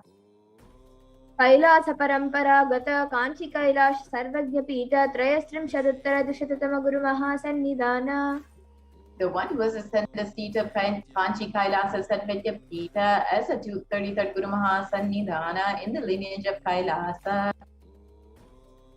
Nityotsava Nitya Mangala Nitya Kalyana Nitya Radhita Kailasa Paramparagata Adi Kailasa Nityananda Pita Mahasamsthana Mahasimhasana Pita Kartre. The creator of Nithyananda Pita, Mahasamsthana Mahasimhasana Pita, which is the eternal, celebrating, auspicious, festive, and having the attracting energy of enriching. Sakshat Shri Paramashiva Samudbhuta Kailasa Paramparagata Vaivashvatamanu Ikshvaku Harishchandra Bhagirata Shri Ramachandra Shurasena Ityadi Anavachinna Sarvabhauma Chakravarti Paramparagata Chadushashti Yogini Mandita Chatushashti Sampradaya Pravartaka Manudharma Shashana Suryavamsha Prapta Sarvajna Pita Surangi Samrajya Mudha Abhishikta Chudamani. Sakshat Shri Paramashiva Samudbhuta Kapila Mahaguru Punarudrita Mahanirvani Pita Ashtotara Sahasra Shri Mahamandaleshwara. The 1008 Shri Mahamandaleshwara of the Mahanirvani Pita, established by Bhagavan Paramashiva himself and revived by Sri Kapila. Sakshat Shri Paramashiva Simhasanabhishikta Samasta Gananayaka Shri Mahaganapati Samaramba Anavachinna Pita Dishwara Guru Parampara Prapta Atala Pita Ashtotara Sahasratama Ashtotara Sahasra Shri Atala Pita Dishwara. The 1008 Shri Atala Pita Dishwara of the Atala Pita, which has an unbroken lineage of pontiffs starting from Bhagavan Mahaganapati, who is a leader of the Ganas and who was coronated by Bhagavan Paramashiva himself. Dharma Mukti Swargapura Swarna Pita Trayovamsha Guru Mahasannidhana. The 23rd Guru Mahasannidhana of the Dharma Mukti Swargapura Swarna Pita. Kailasa Paramparagata Adi Pita Sarvajna Pita Jagat Guru. The Jagat Guru of the Adi Pita Sarvajna Pita in the lineage of Kailasa. Shri Kailasa Punaruddharaka Shri Kailasa Paramacharya Srimad Paramahamsa Parivrajaka Varya Sachidananda Pranavaswarupa Shrotriya Brahmanishta Srimad Jagat Guru Shri Rashri Bhagavad Shri Nithyananda Paramashiva Shri Jnana Sambandha Deshika Paramacharya Swaminam Preetyartham. Who is in the state of Paramahamsa, the Acharya of the Sannyasis and Parivrajakas, the embodiment of the pure truth, consciousness, and bliss, the embodiment of the sacred syllable Om, the knower of the Vedas, the one established in the supreme consciousness. Te तेषां पादारविन्दयोः भक्तिसिद्ध्यर्थं गुरुकृपाकटाक्षसिद्ध्यर्थं क्षेमस्थैर्यवीर्यविजय आयुरारोग्य ऐश्वर्याणाम् अभिवृद्ध्यर्थम्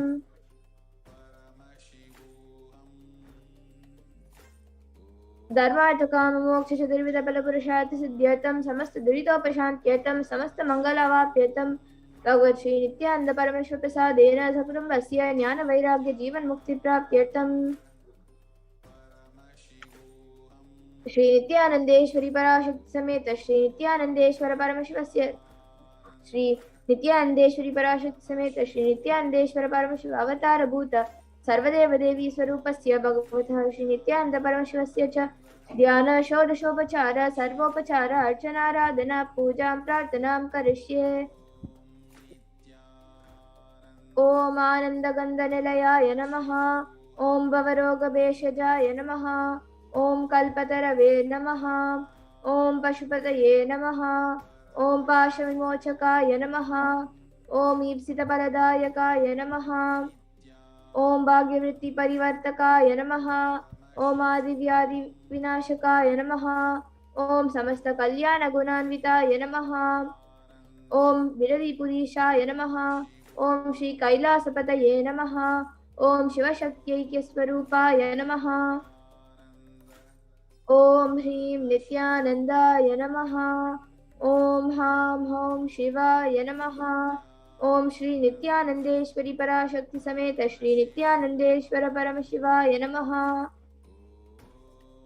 ॐ श्री नित्यानन्देश्वरी पराशक्ति समेत श्री नित्यानन्देश्वर परमशिव अवतारभूत सर्वदेव देवी स्वरूपाय श्रील श्री भगवत् श्री नित्यानन्द परमशिव श्री ज्ञानसम्बन्धदेशिक परमाचार्य स्वामिने नमः। ॐ नित्यानन्दम्।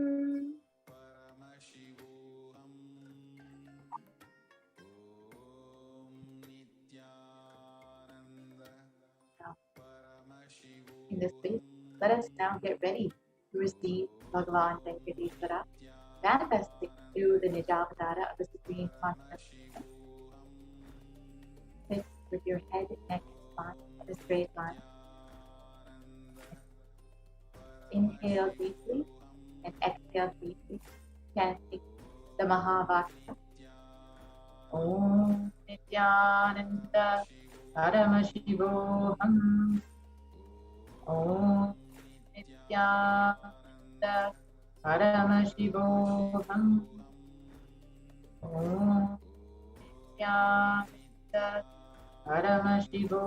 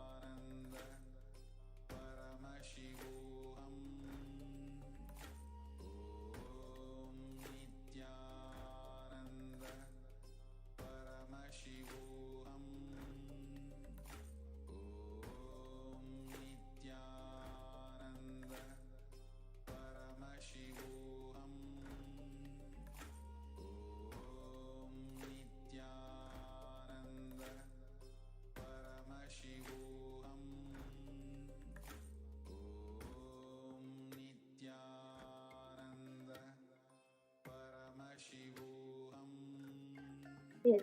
Now let us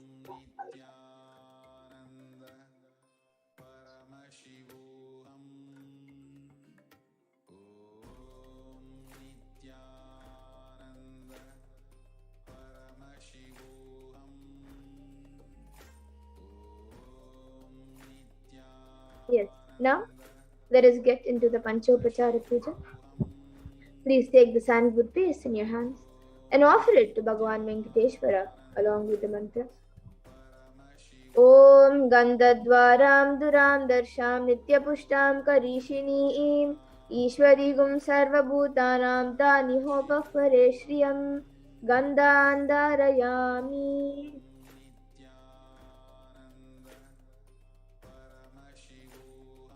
Next. Now, please take some flowers smeared with the sandalwood paste in your hands and offer the flowers to Bhagavan Venkateshwara along with the mantra.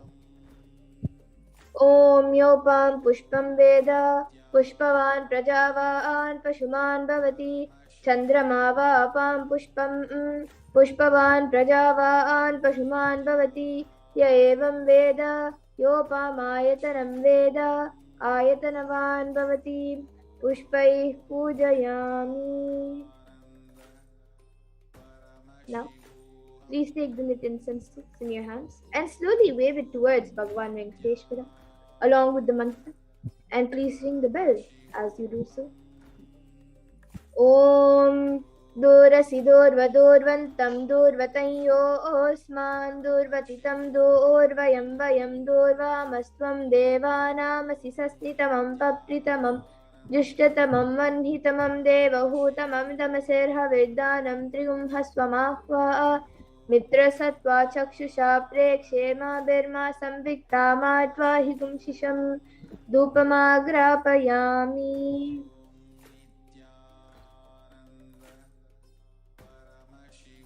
Now, please take the lit lamp in your hands and slowly wave it towards Bhagavan Venkateshwara along with the mantra, and please ring the bell as you do so. Om Uddipya Swajata Vedo Pagne Niraritim Mama Pashogishmahyama Vahajivanam Chadisho Disha Mano Higum Sejata Vedo Gamashvam Purusham Jagate Abhibradagna Agahi Shriyama Paripataya Deepam Darshayami.